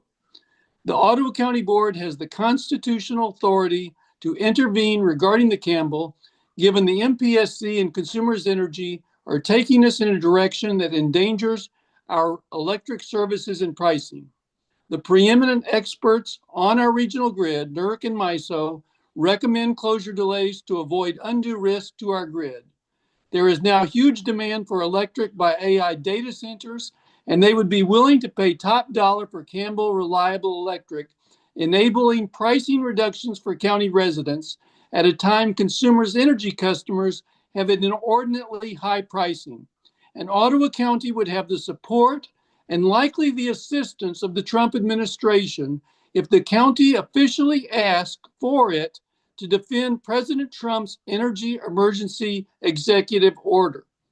The Michigan Constitution gives the elected county board this legal authority precisely because of situations like this, when local citizens need protection from the actions of a giant energy monopoly in a cozy relation with the unelected state regulators.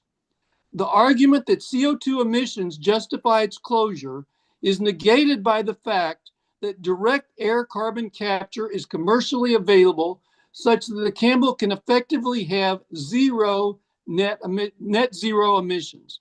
If that is the concern, I don't share that concern, but if that is the concern, we can address it. It is unfair to customers that Consumers Energy spent over $1 billion of our money in anti-polluting equipment on the Campbell in the last decade, which they now plan to trash while their executives and investors are handsomely financially rewarded. They are putting us at electric energy risk, which is so basic to our public safety, such that a county public safety ordinance delaying the Campbell closure would be fully justified. On behalf of the thousands in Ottawa County that have signed Campbell petitions and many township boards which have passed resolutions to delay closures, I would ask that Campbell resolution follow-up be placed on the agenda of the next meeting of either the Planning and Policy Committee or the Finance and Administration Committee. The Campbell issue affects matters related to both committees because of its huge importance to life and economics of the county. The county board has a responsibility to use its legal powers in this case. I do want to emphasize, though, I respect and appreciate your community service. Thanks for considering this request to save the Campbell. Thank you, McCarter. Anyone else, Rachel? That is all. Okay, seeing no other public comments, we'll move on to the next matter on the agenda is discussion. I don't think there's any discussion matters. So we're at the administrator update.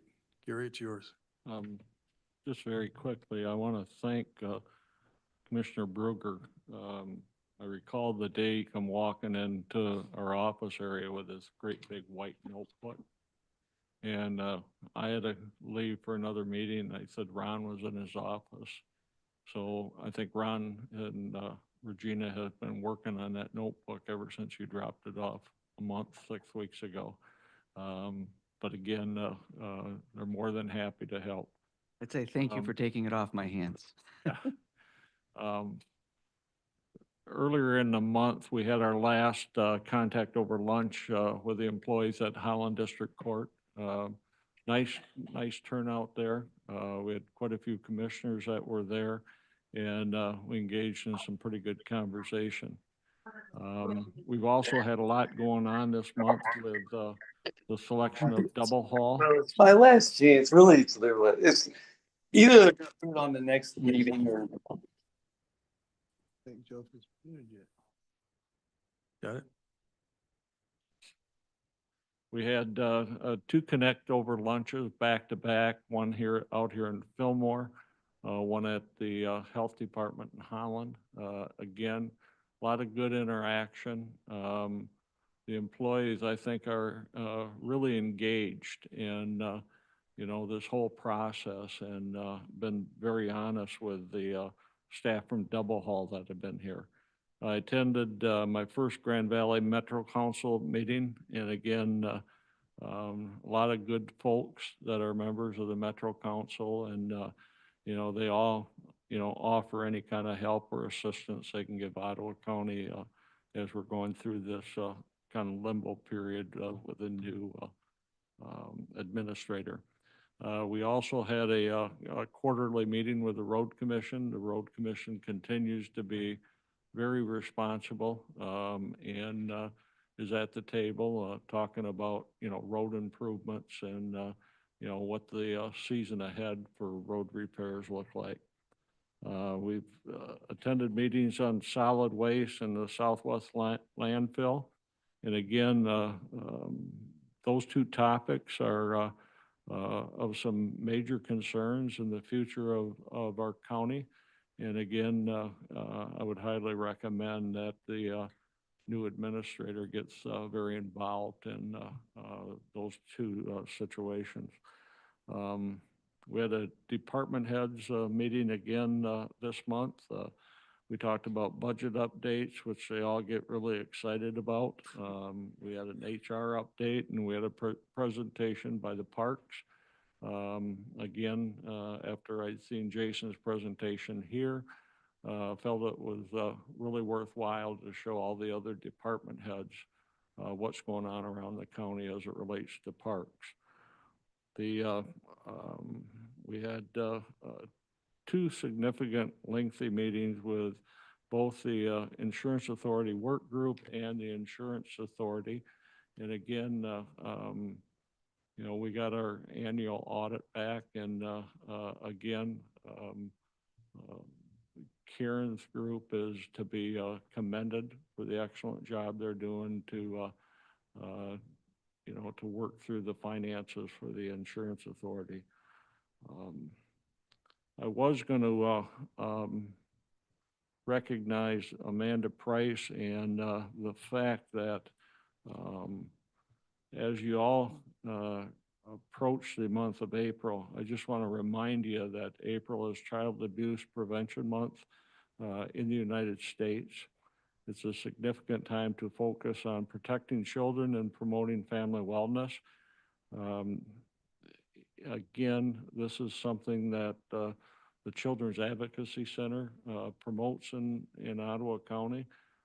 In addition, we all know that the importance that the Children's Advocacy Center has for not only the sheriff's office, but the prosecutor's office as it relates to victims of these types of crimes. So I'll catch up with Amanda along the way.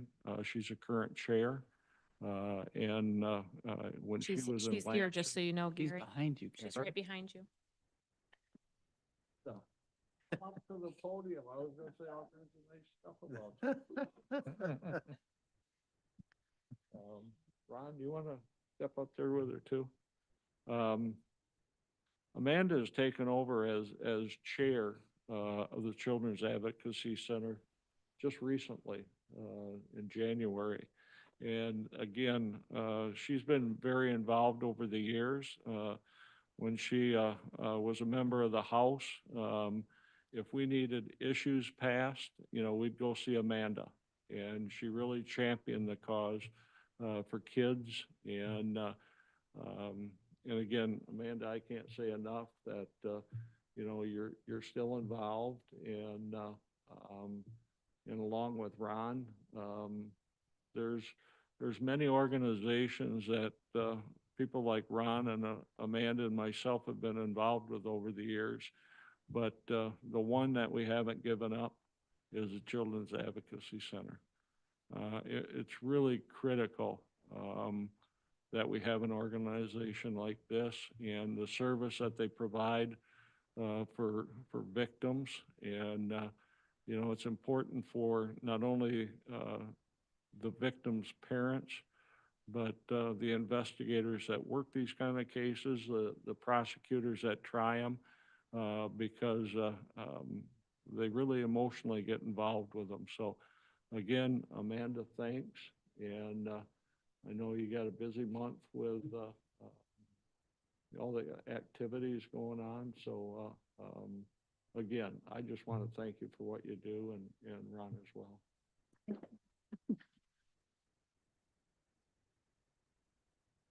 Something really quickly. A couple of things. These two gentlemen, I've just been involved with the board for about 14 years. These two gentlemen have been involved for 26 years and were founding members of the association that started the CAC, because there was such a need in the Greater Holland community, so that children weren't victimized over and over again by being interviewed and by police or prosecutors. We came to one spot so that they could be interviewed and families could find counseling and help and support as they were going through this unfortunate time in their family life. So just real quick, Gary mentioned that April is Child Abuse Prevention Month, and I want to highlight a couple of things that we're doing really quickly. There's Lunch and Learns for pastors. There's a Wear Blue Day. April 4 is Wear Blue Day in support of Child Abuse Prevention Month. Then there's April 27 is National Day of Prayer for Abused Children. Lunch and Learns for foster parents. We are hosting a legislator tour as well. So just want to thank you all for the continued commitment to the Children's Advocacy Center. And we just really appreciate your support. And thank you to these two gentlemen. They've just been pillars of help for children over several decades. And I just admire them so much. Thank you so much. Thank you. A couple other things. I think most commissioners got a copy of a letter from the West Michigan Veterans Treatment Court here a while back. I believe that went to all commissioners. Karen and I have had several conversations about this, and the request from the letter came from the judge that's assigned to the Veterans Court in Allegan County. They service the needs for Ottawa County, Allegan County, and I believe Van Buren counties. And they're running short this year because of the same situation Jason and our VA, they had lost some grant dollars, so they're concerned that they want to make it through their year, and ask that if each one of the counties would make a donation of $5,000 to the Veterans Court. I asked Karen to kind of crank out a few extra dollars somewhere, and she did that. And we will be making that donation to the Allegan District Court so they can continue with that program. We have talked to Phil Silsky. He had mentioned that he knew of one case in particular that they referred, the defense had referred to the Veterans Treatment Court. So he was very supportive of it. So again, the judge would like to attend the board meeting in April just to talk a little bit about the Veterans Court and the relationship to Ottawa County. So I assured them that we'll make some time for them. The only other question I have, follow-up I have is, I think Allison, you had asked some questions about the resolution for consumers' power. And I have talked to Bob DeVries from GCSI, because he's the one that had taken the resolution and hand-delivered it to the MPSC. And so he followed up with them. They don't typically make written responses, but he had asked their legal counsel if they would do it, basically for us. And they said that they'd try to make the response by April the 7th. So that's where it is on that. That's all I have. Thank you, Gary. Can we ask a couple questions Sure. to the Yeah, administrator? that's Thanks. okay. I want to say thank you for following up on that, Gary. Can you also, I think you communicated with me who else the resolutions got sent to, but the general public doesn't know. Do you know where else the resolution got sent? The resolutions went to all local units of government. I believe it's posted on our website. Yep, it is posted on the website. I so did see yeah, it there. Yeah. Yep. So So it got posted. sent to all local municipalities, you said? Okay. I appreciate that. So I had asked our board chair to have this on for discussion several times. And so he had stated that you were going to cover the Campbell plant discussion this evening, and and it was going to allow for our board to have some back and forth discussion on that at that time. Is this an appropriate time to be having discussion then as a board? I think we can discuss, sure. Okay. I don't know if Commissioner Moss, if you wanted to start, but you and I both had an opportunity to have a conversation recently with somebody that I thought had high standing. And I don't know if you would like to start that sharing a little bit.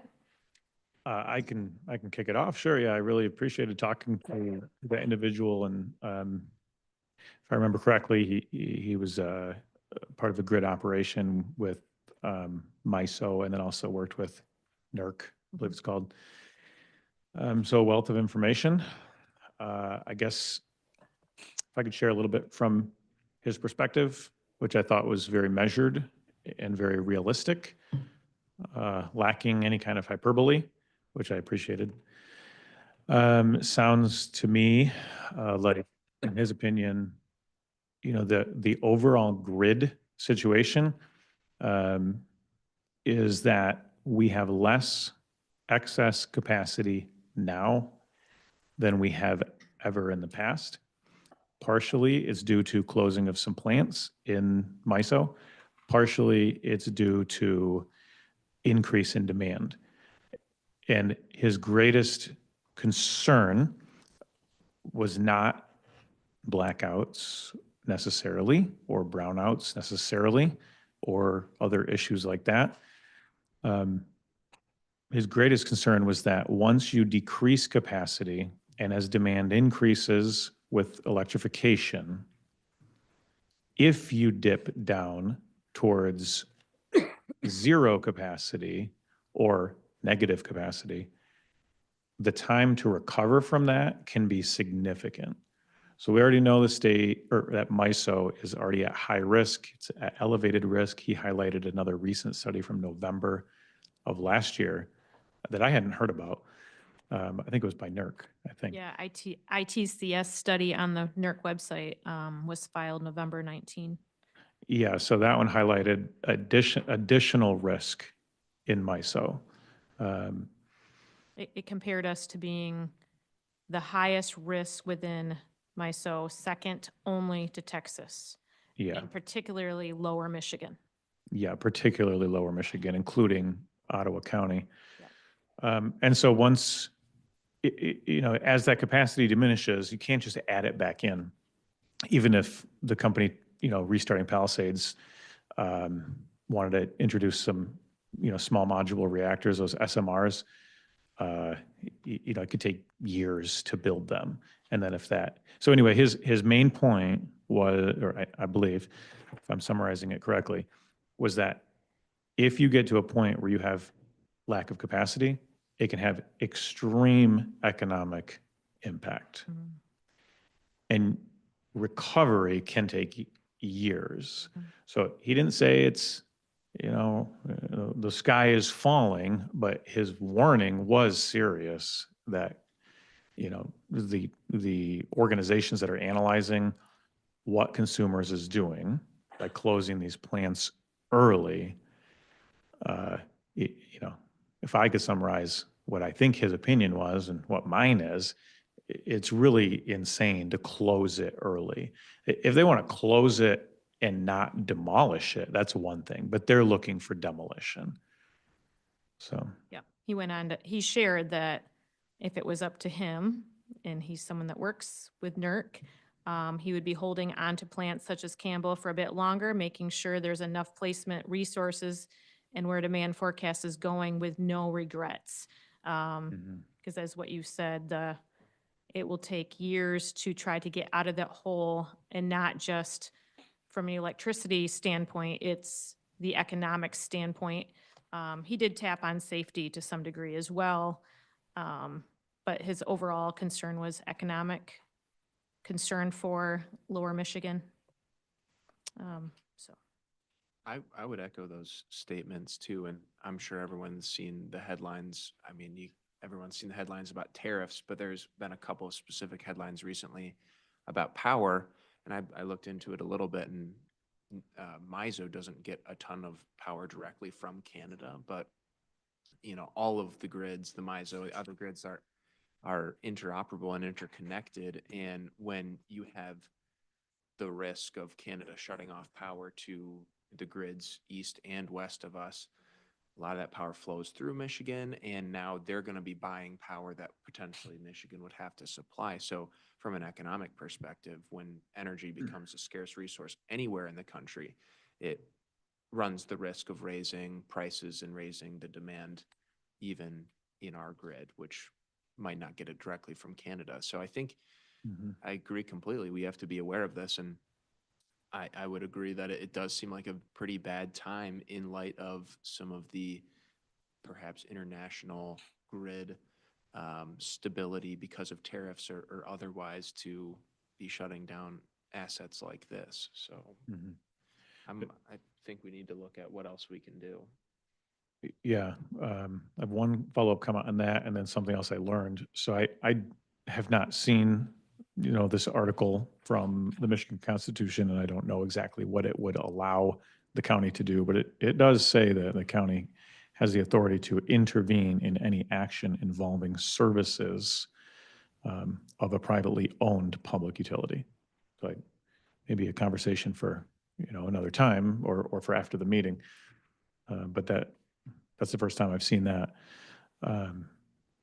Additionally, the SMRs, when you hear small modular reactor, I always thought they were small. They're actually not small. They're about 30 acres or give or take, which is relatively small, but you can't put it on a bus. So, but the SMRs are looking to introduce next to Palisades. Palisades is 800 megawatts. The SMRs are 300 each, and they they get deployed in duos. So that's an additional 600 if they can do it. Now I don't think there's any SMRs in the entire United States, to my knowledge, maybe one. They're extremely regulated. So it's unlikely they'll be introduced in Michigan anytime soon. So maybe what we can do is, if you want, we could add this to the agenda for the planning as a discussion and further discussion on this. Yeah, Bill? Yeah. Sure. I mean, we had good discussion with the stakeholders, didn't we, Jim, but Campbell, so. Yeah, let's add it to the agenda. We heard their view too. Yeah, okay. All right, let's go to the commissioner comments. Who wants to start it off? Joe? Go ahead. Sure. Yeah, I'll start it off. I'd like to thank Sheriff DeBoer for setting up the Citizens Police Academy first. That was a really great time. I know maybe Jim will speak about it too. Really enjoyed it though. And so we did the one day, it was 8 to 4, and it was excellent. I'll leave it at that. Maybe you can give more details if you'd like, Jim, but it was really good, and I would highly recommend it for any commissioner when you have the time. It was good. I also wanted to just give a brief update on the NACO trip. And so I rewrote something. I'll just read through it quickly. And really, well, I'll just read it. I really enjoyed it, and I'm glad to report on it. So 2025 NACO Legislative Conference was March 1 through 4. There were 9 county commissioners who went. And the purpose really is to bring together thousands of elected and appointed officials to discuss and for education on county-related policy that impacts, counties and constituents. Really enjoyed it. Wanted to highlight a few interesting or important things from the conference.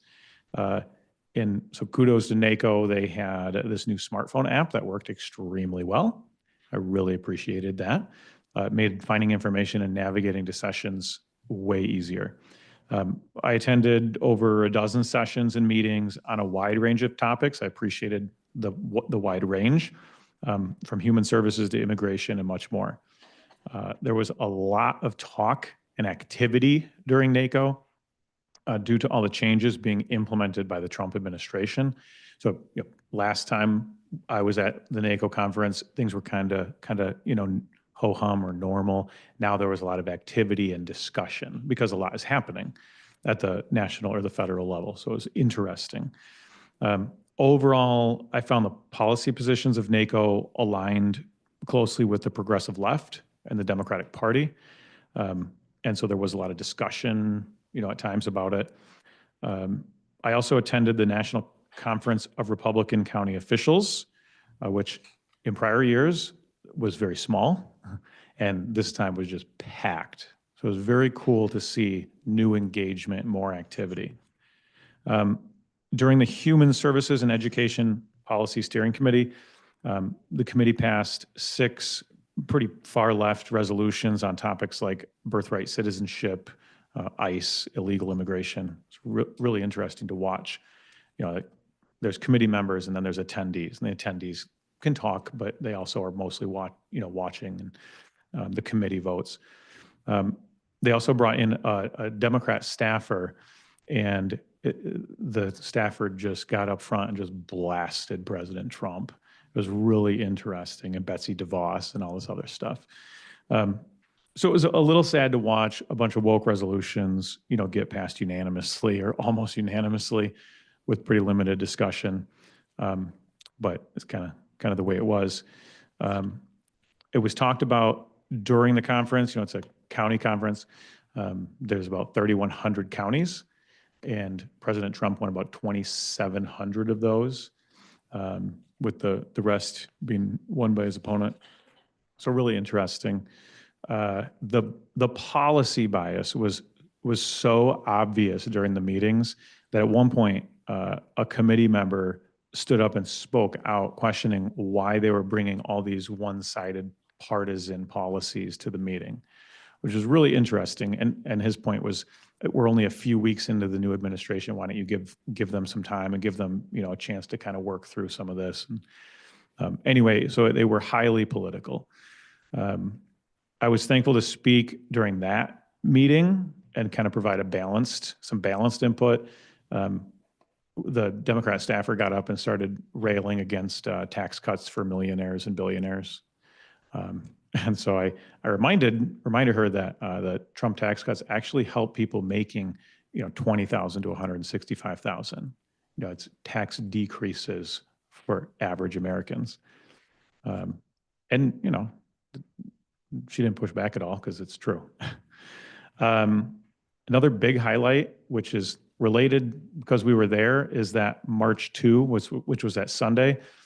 We learned that the Corporate Transparency Act had been, pretty much made null and void. And if you're not familiar with that, that is, an unconstitutional and very onerous requirements on business owners that they file certain information with the government. And there's been a lot of lawsuits. There's been a huge amount of confusion on the CTA. So it's actually really cool to hear that, the new Secretary of Treasury had stepped in and said, we are not enforcing this. We're going to look at how we can actually do this better, and completely rolled it back. Same day, I attended 2 meetings that were really interesting. So one was the National Association of County LGBT Leaders. During that session, the speaker encouraged county officials not to comply too early with Trump's executive orders. That was interesting. And they brought in a speaker named Brittany Pham from the Human Rights Campaign. And that's one of the main reasons I went, is I wanted to hear what they were saying. So the HRC, as I've mentioned before, is a far left organization that advocates for abortion and opposes laws that protect kids from sex change operations and things like that. And so FAM came in and shared information about how HRC's traditional strategies are no longer working. They've been working with corporations, and corporations are just abandoning the DEI agenda wholesale. So what they're doing is they're completely rewriting their tactics, and they're now going to focus almost exclusively on school board elections, cities, and counties. So really interesting to hear that what they're talking about doing. And they were very, very excited because there's 22,000 school board elections in this cycle. So They, want people who will advocate for allowing men and women's sports and stuff like that. The next event I went to was the County Administrator Idea Exchange. So also really interesting, led in part by the Kent County Administrator, Al Vanderberg, who was there. During that session, it was recommended that counties work on rewording and amending grants to hide DEI language due to oversight. And also to make sure that county grant subrecipients are very careful not to draw attention to the grants just in case. And then they should also consider rewriting the language so that it wouldn't get flagged. Al explained that he was worried Kent County's state and federal funding could be at risk due to not following, all the state and federal guidance. So that was just really interesting to listen to this. And he cited that, especially related to DEI and other things like that, that the Trump administration, Republican speaker, and Republican-led House is really taking strong stands on these issues. So I guess in summary, it was a really good conference. One thing that it highlighted is that NGOs are definitely seeking societal and cultural change from the bottom up, and local government, especially county and city, is incredibly important for protecting the people and either implementing or opposing a common sense America First agenda. So that's my update. Jordan? Yeah, thanks. I also went to NACO. I thought it was great. There was a good delegation from Michigan, a good delegation from Ottawa County too. Just wanted to highlight a couple quick things. We had the opportunity to hear from Doug Collins, the new Veterans Affairs Secretary, and his talk was excellent. I thought he did a really great job of summarizing the real issues that veterans are facing, and some of the structural issues that have plagued that department, not just the department, but veterans across the country. Really good. So I'm very optimistic. There was also an interesting conversation from someone within, and I might get the name wrong, the Department of Intergovernmental Affairs. Thank you. Yeah. And that was really interesting. I'm guessing that you might touch on that one too, but that's a department that exists within the administration, the Trump administration, and it's existed before, but its goal really is to connect and serve as liaison for small units of government like a county or even a city or township. So, and some of the services and resources that they could direct us to, it was really encouraging to see, and I'd like to explore more how we can utilize that office specifically and some of the resources that they can direct us to. I also went to a rural caucus event, and I will agree some of the presentations were so fairly left leaning, but the rural caucus event was a really cool one to see because that was there's a lot more broad stroke support for some really big issues that are facing rural counties. Obviously, Ottawa is not entirely everywhere rural, but all that to say, we are a very rural county, very agricultural. And so, after that, I got into a conversation. I met a couple of commissioners, as did Jim, I think, from Colorado, from a very rural county there. And we started talking about what their issues were, what our issues were. And I was explaining, some of our issues with the Campbell plant and, solar farmland preservation and all this. And they gave really great advice. They had essentially gone through, I think they're the home of one of, if not the largest coal power plant, or was the home of the largest coal power plant in the United States. And they had a really interesting perspective about how they had to navigate essentially the same situation that we were in a couple of years ago. So it's conversations, interactions like that with folks that you meet there that are a really big value add. So I'm really glad I went. I thought it was really cool to see, but those are just the things I wanted to highlight. So I really appreciated hearing both of your perspectives. I have two things I would like to use during my commissioner comment time. I would like to talk a little bit about my time in DC, and then I'm gonna also chat a little bit about Child Abuse Prevention Awareness Month. So I'm gonna tap on the agriculture piece that you just briefly mentioned. It was neat being able to have our new Ag Secretary, Brooke Rollins, come and speak during a main session. And then on one of the days, I took the time to attend an all-day seminar with the Agriculture and Rural Affairs Committee. I went as an attendee. Phil is actually there as a committee member, so he might be touching on some other aspects of that day. So some of my notes that I took from the various speakers that day, I just kind of put here. I kind of reviewed pages that I took. It was very interesting. Here are some of the notes from that day, things that were said. The greatness of the United States is founded on ag. There are 2,800 county farm bureaus in the U.S. and 6 million farm member families. The county level is the core of the Farm Bureau.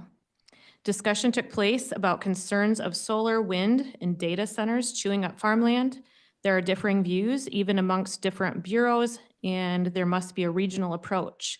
Loss of farmland equals loss of farmers. Farmers drive businesses and supply businesses. Due to a depopulation of chickens over this past year, there was discussion of a new approach, offering a vaccine for chickens. Each chicken would need 3 needles. There was an audible gasp in the conference room when that was mentioned. With the Make America Healthy Again commitment at the national level, it was mentioned that farmers are the best contributors for health. Farmers mentioned the need to stop stigmatizing milk fat, encourage consumers to purchase local and fresh fruits, eggs, meat, milk, and less processed foods, and utilize farm markets. It was stated that there are 2 million farmers left in our country, which is 1 million less than the federal employees based on the beginning of 2025. Broadband was mentioned as a continued high priority. Build networks that will last and have a balanced, common sense approach on where fiber or satellite should be placed. Part of the day was spent discussing preserving farm country.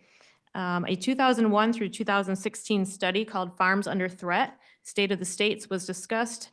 1 million acres was lost during this time period. Some factors were low-density residential homes, as well as data centers, had the biggest impact on farmland reduction. Number 2 was solar development, and 3 was big warehouses. The impacts were loss of farm productivity, opportunity for next generation's producers, and impermanence syndrome.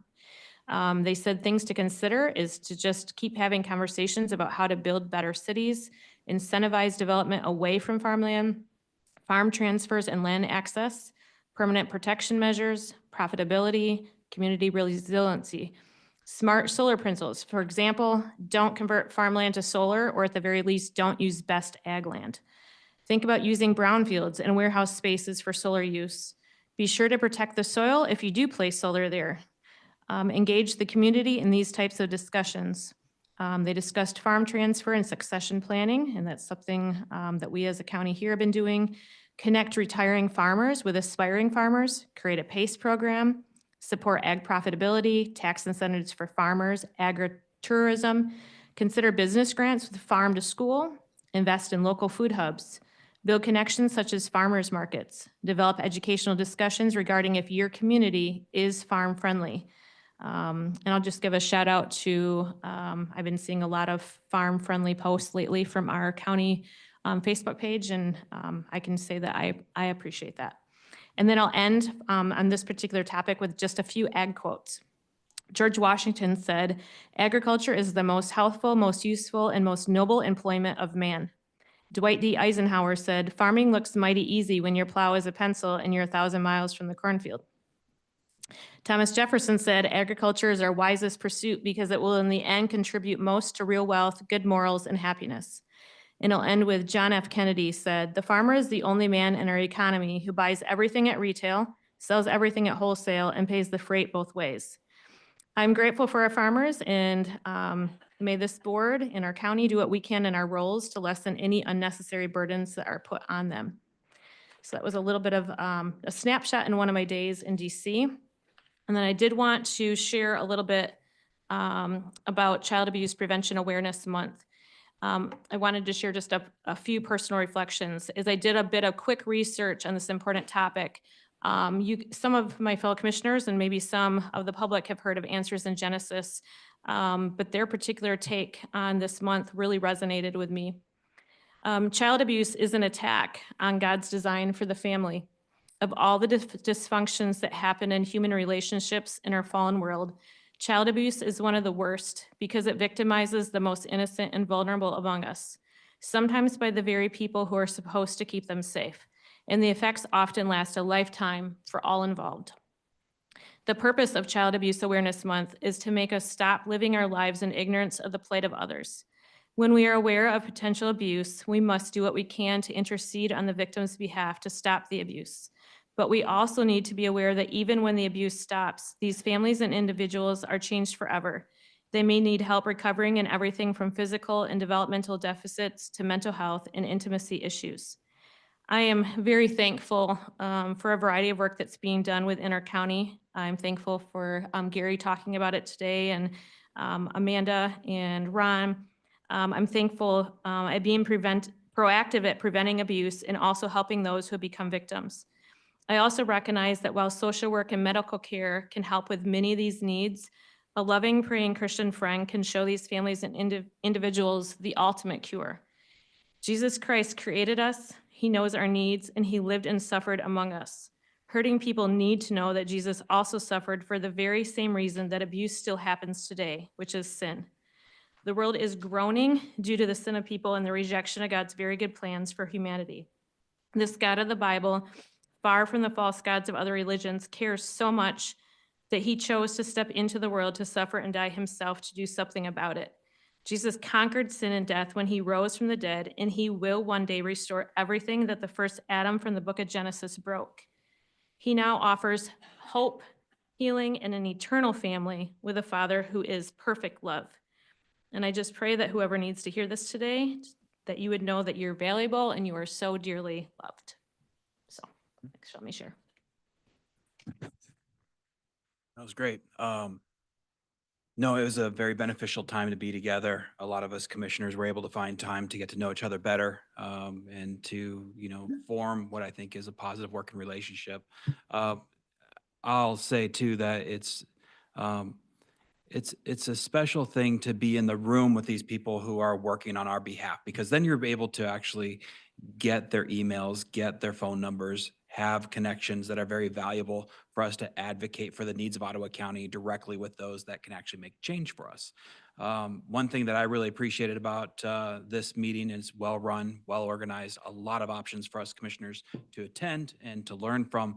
But the rededication by the Trump administration to bring back something called county days.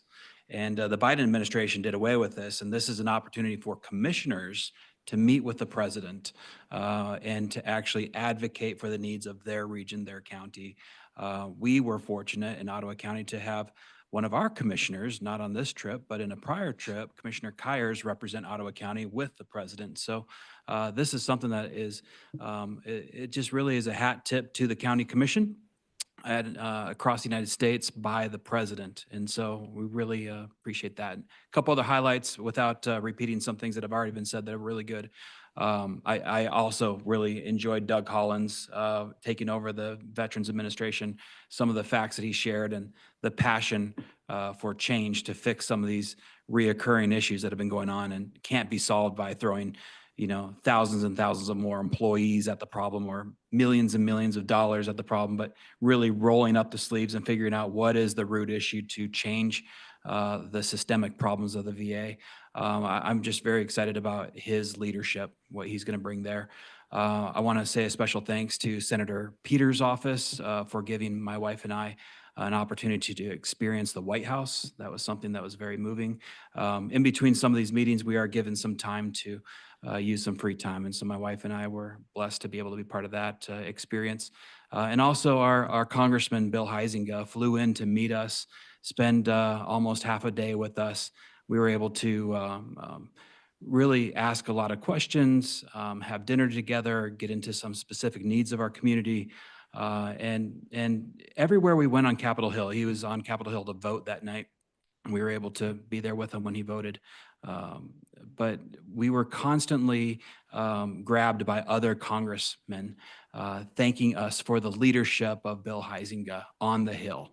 Thank you for electing him. Thank you for sending him here. And the respect that our congressman has there was absolutely apparent. So appreciated hearing that. He's hard at work for us. We did have a Sunday afternoon where we had a few-hour break, and several of us commissioners brought our wives to the Holocaust Museum. I have watched, I think, just about every documentary on the Holocaust that's on television, and I saw so much new content that I had never seen before.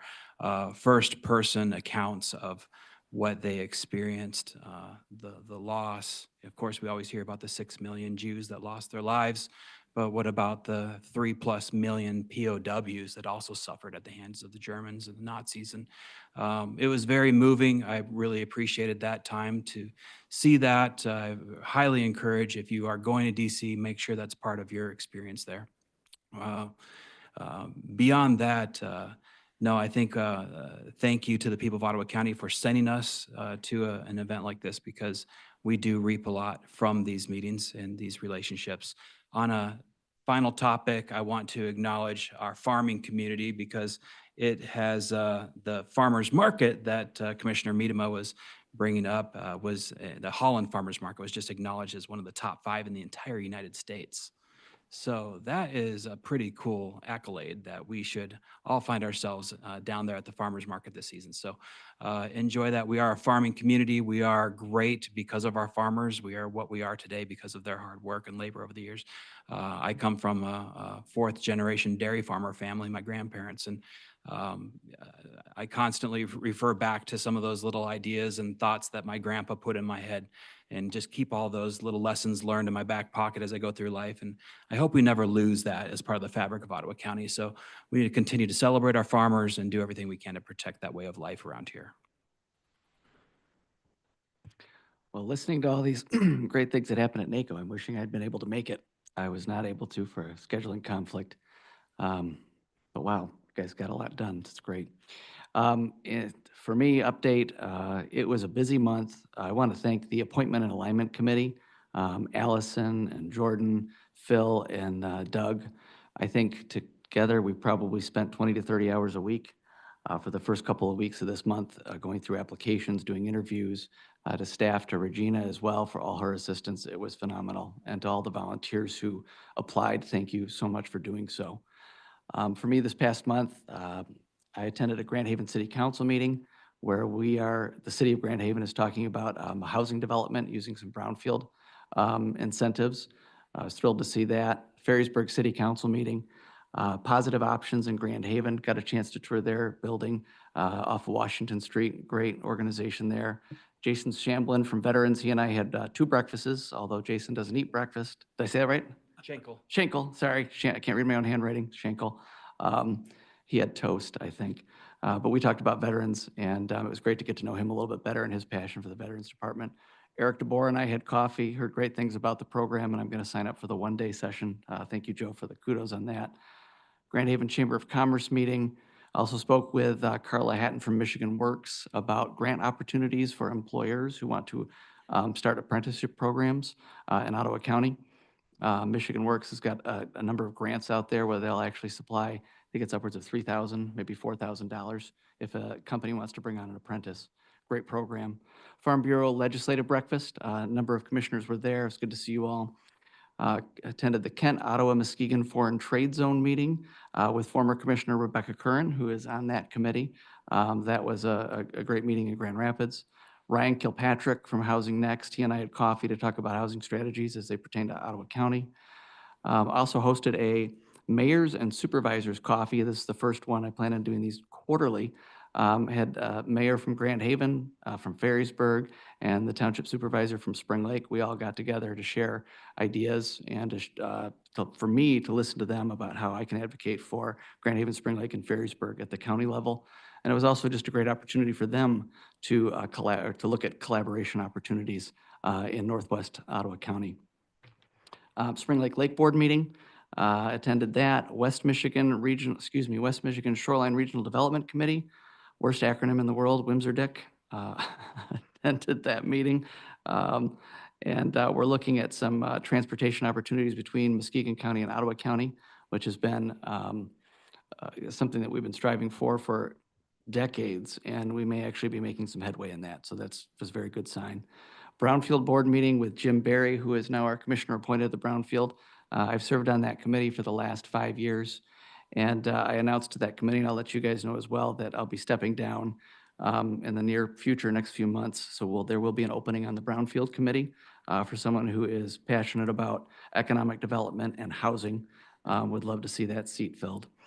Ottawa County Conservation District's annual meeting, attended that, saw Phil and John there. That was a great meeting. And let's see, Joe Bush hosted the Ottawa County Water Forum this past week, where I think over 350 people were, saw a number of commissioners there. That was a phenomenal event. Thank you, Joe. And then the last thing is just a plan for tomorrow. Every year, this has been something that I have been fortunate to do for probably the past 15, almost 10 years, is to go into one of our elementary schools in Grand Haven to teach a civics lesson. And tomorrow we'll be nominating a city council at the Mary A. White fourth grade classroom. There's 2 fourth grade classrooms where the city council will be debating whether to allow chickens to be to be owned in the city of Grand Haven. With egg prices as they are, I look forward to some robust discussion from these fourth graders tomorrow. So that's my update. Thanks. Yeah, pretty much all spoken out here. No, I sit on the Ag and Rural Board for NACO, and Allison was there, and had some good discussions. One of the biggest things they're talking right now is a new farm bill. That's probably one of the biggest things for farmers coming up. Try to get it passed on time, and so there can be grants, and farmers can be depending on what's coming down the pipeline for farmers and what they can depend on. So, and yes, they did kind of give a sigh when they talk about vaccinating chickens, but I told them it's no big deal, because when I was a kid, I vaccinated chickens. It's not a big deal, okay? So you can vaccinate chickens. Anyway, I also got to the privilege and honor, they made a new committee for NACO. It's called Mid-Sized Counties. They don't have one now, and there's more mid-sized counties than there is itty counties. So out of all the United States, they put 20 commissioners on there, and I had the privilege of being one of them. So we're starting a new committee. We had different ideas and ran a bunch of different stuff by each other. So we'll be meeting again in April. But, I ran it by NACO, what takes so long to do this? Well, every time you do a new committee like this, it costs like a couple $100,000 for NACO to form this committee and get them all together and have another staffer. So it's not just something you do on the drop of the hat. But I think this new mid-sized county committee would do a lot of representation for all the counties in the state, whole United States, I should say. So Ottawa County would be one of them. So that'll be neat. So I can be a part of that. I also attended Farm Bureau with Josh, and a lot of commissioners were there. We had a really good attendance there. The Conservation District, we really get a big bang for our buck there.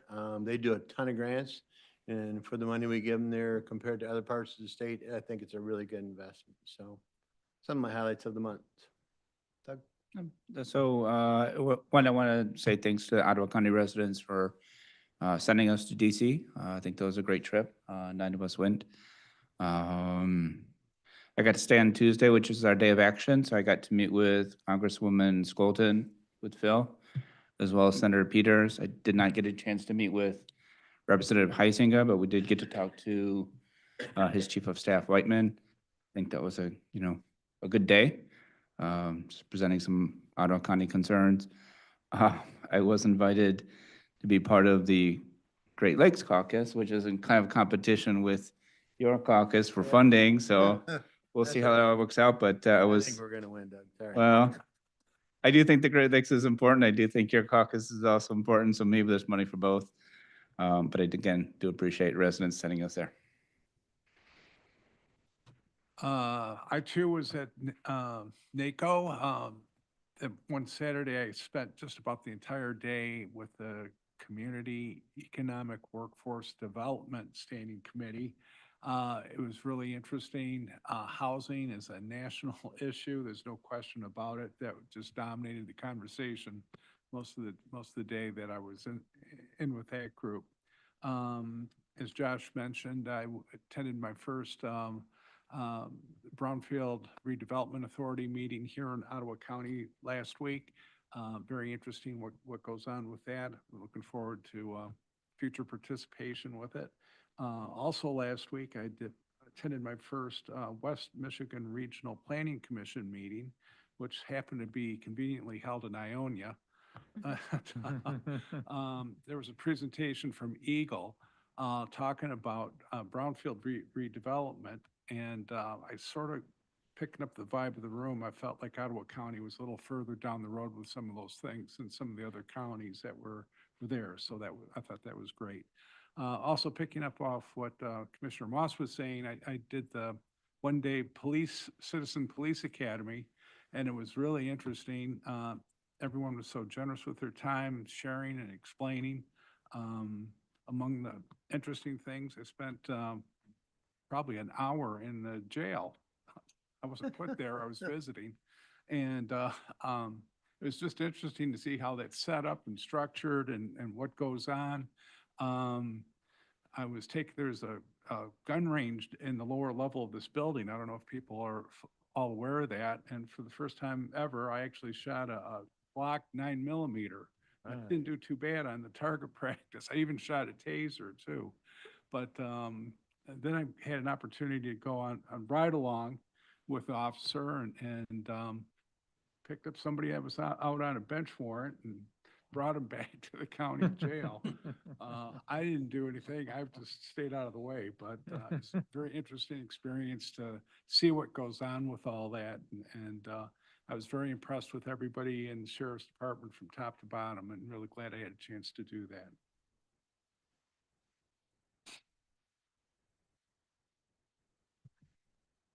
Taken a lot of what I was going to speak about. Doug Collins, I got to meet too at NACO.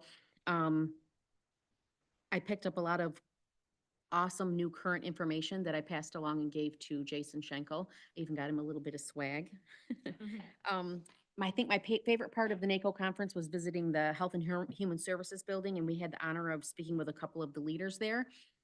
We were there a long time, and Sylvia is going to cover that in detail, I think. So I will leave that to her. And then the Farm Bureau breakfast, some of the farmers were talking about wind turbine blade shedding and how poisonous it is to the farmland and to us. So I did a little bit of research on that. And I just wanted to read this. It says, we have documented the threats of industrial wind turbines to both soil and water in their pre and post construction phases, not to mention birds, bats, and humans. Not enough has been said about the serious environmental threat of blade shedding. This is erosion that occurs primarily on the edge of turbine blades as they are exposed to the elements. Microplastics shedding from the turbine blades, known as leading edge erosion, is a great concern for manufacturers who are forced to repair the damage that occurs after only a couple of years. The particles erode from the blades include epoxy, which is 40% BPA, a frequently banned endocrine disruptor, and neurotoxin. Academic research has shown the potential for 137 pounds of the BPA in the microparticles that are shed per turbine per year. BPA is among the most toxic of man-made substances. Manufacturers of everything from juice jugs to appliances are making a point of claiming that their products are BPA-free. Not so with industrial wind turbines whose blades contain BPA in their resin coating. I just found that super informational.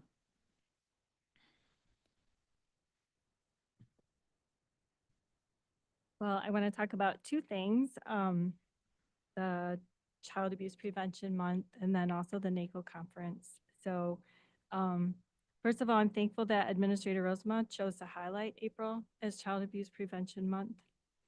And I also appreciate Commissioner Miedema's comments.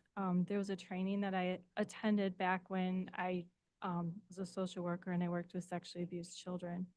That always really stuck to me, that described sexual abuse as spiritual abuse, because it leaves children with questions of where was God? You know, we teach our kids God is everywhere and you can always count on him. And then when a child is sexually abused, they're left with those questions of where was God if he's everywhere? And if he's everywhere, why did he let this happen to me?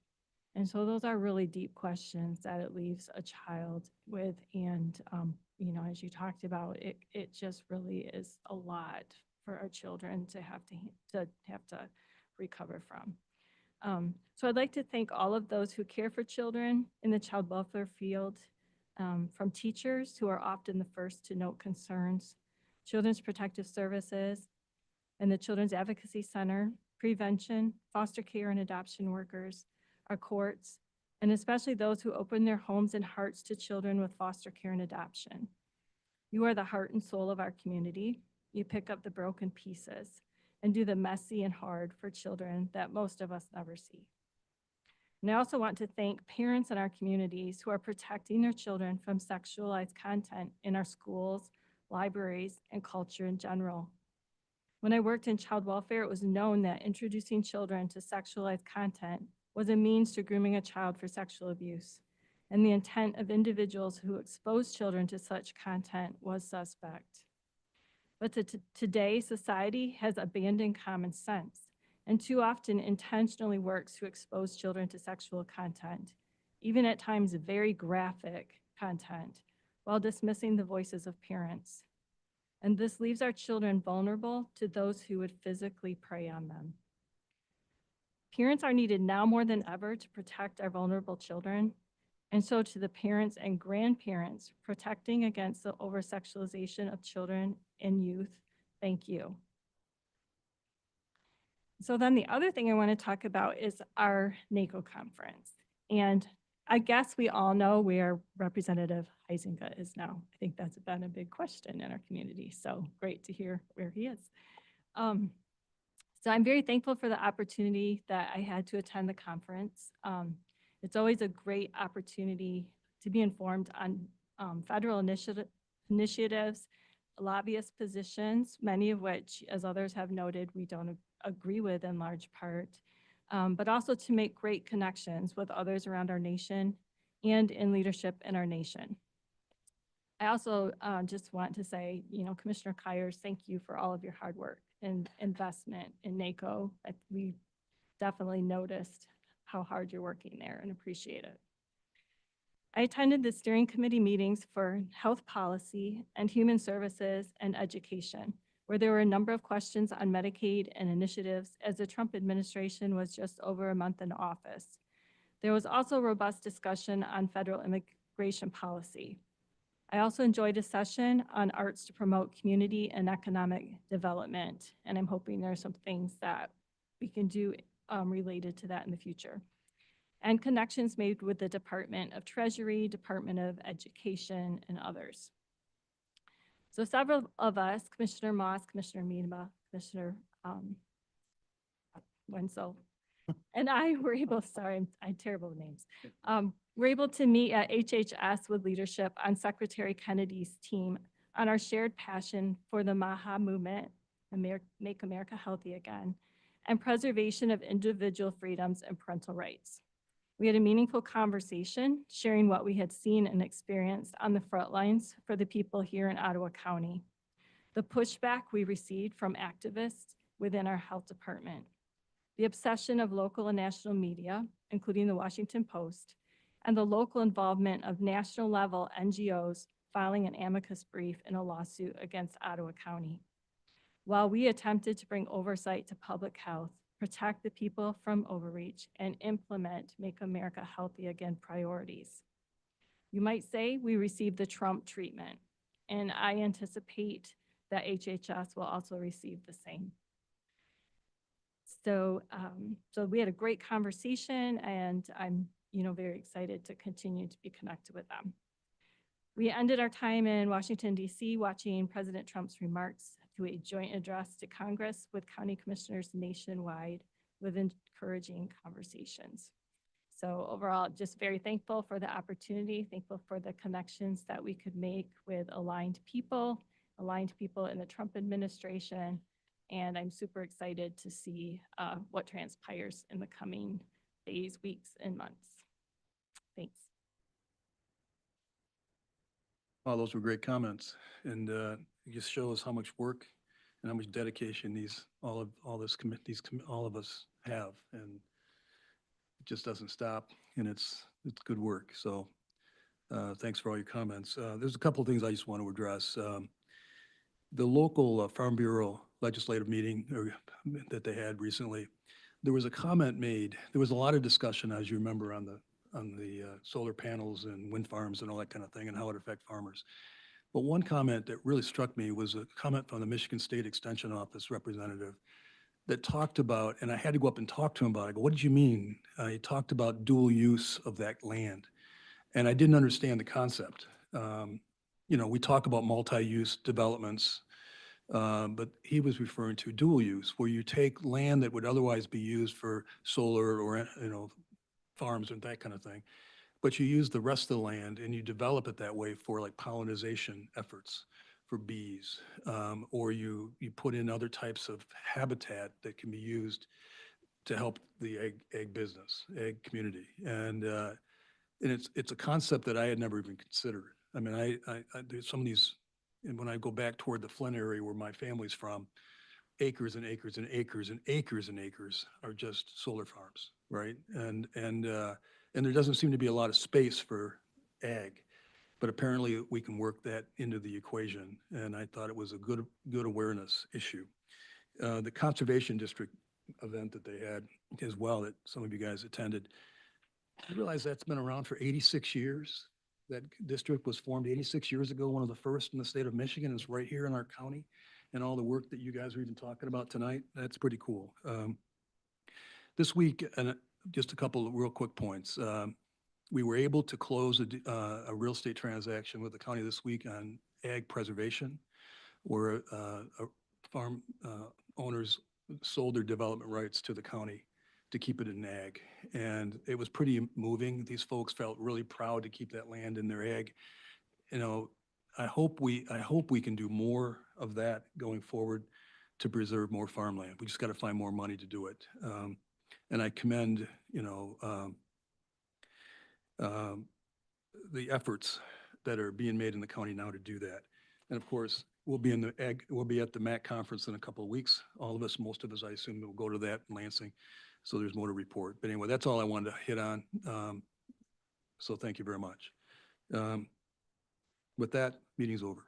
Thank you very much.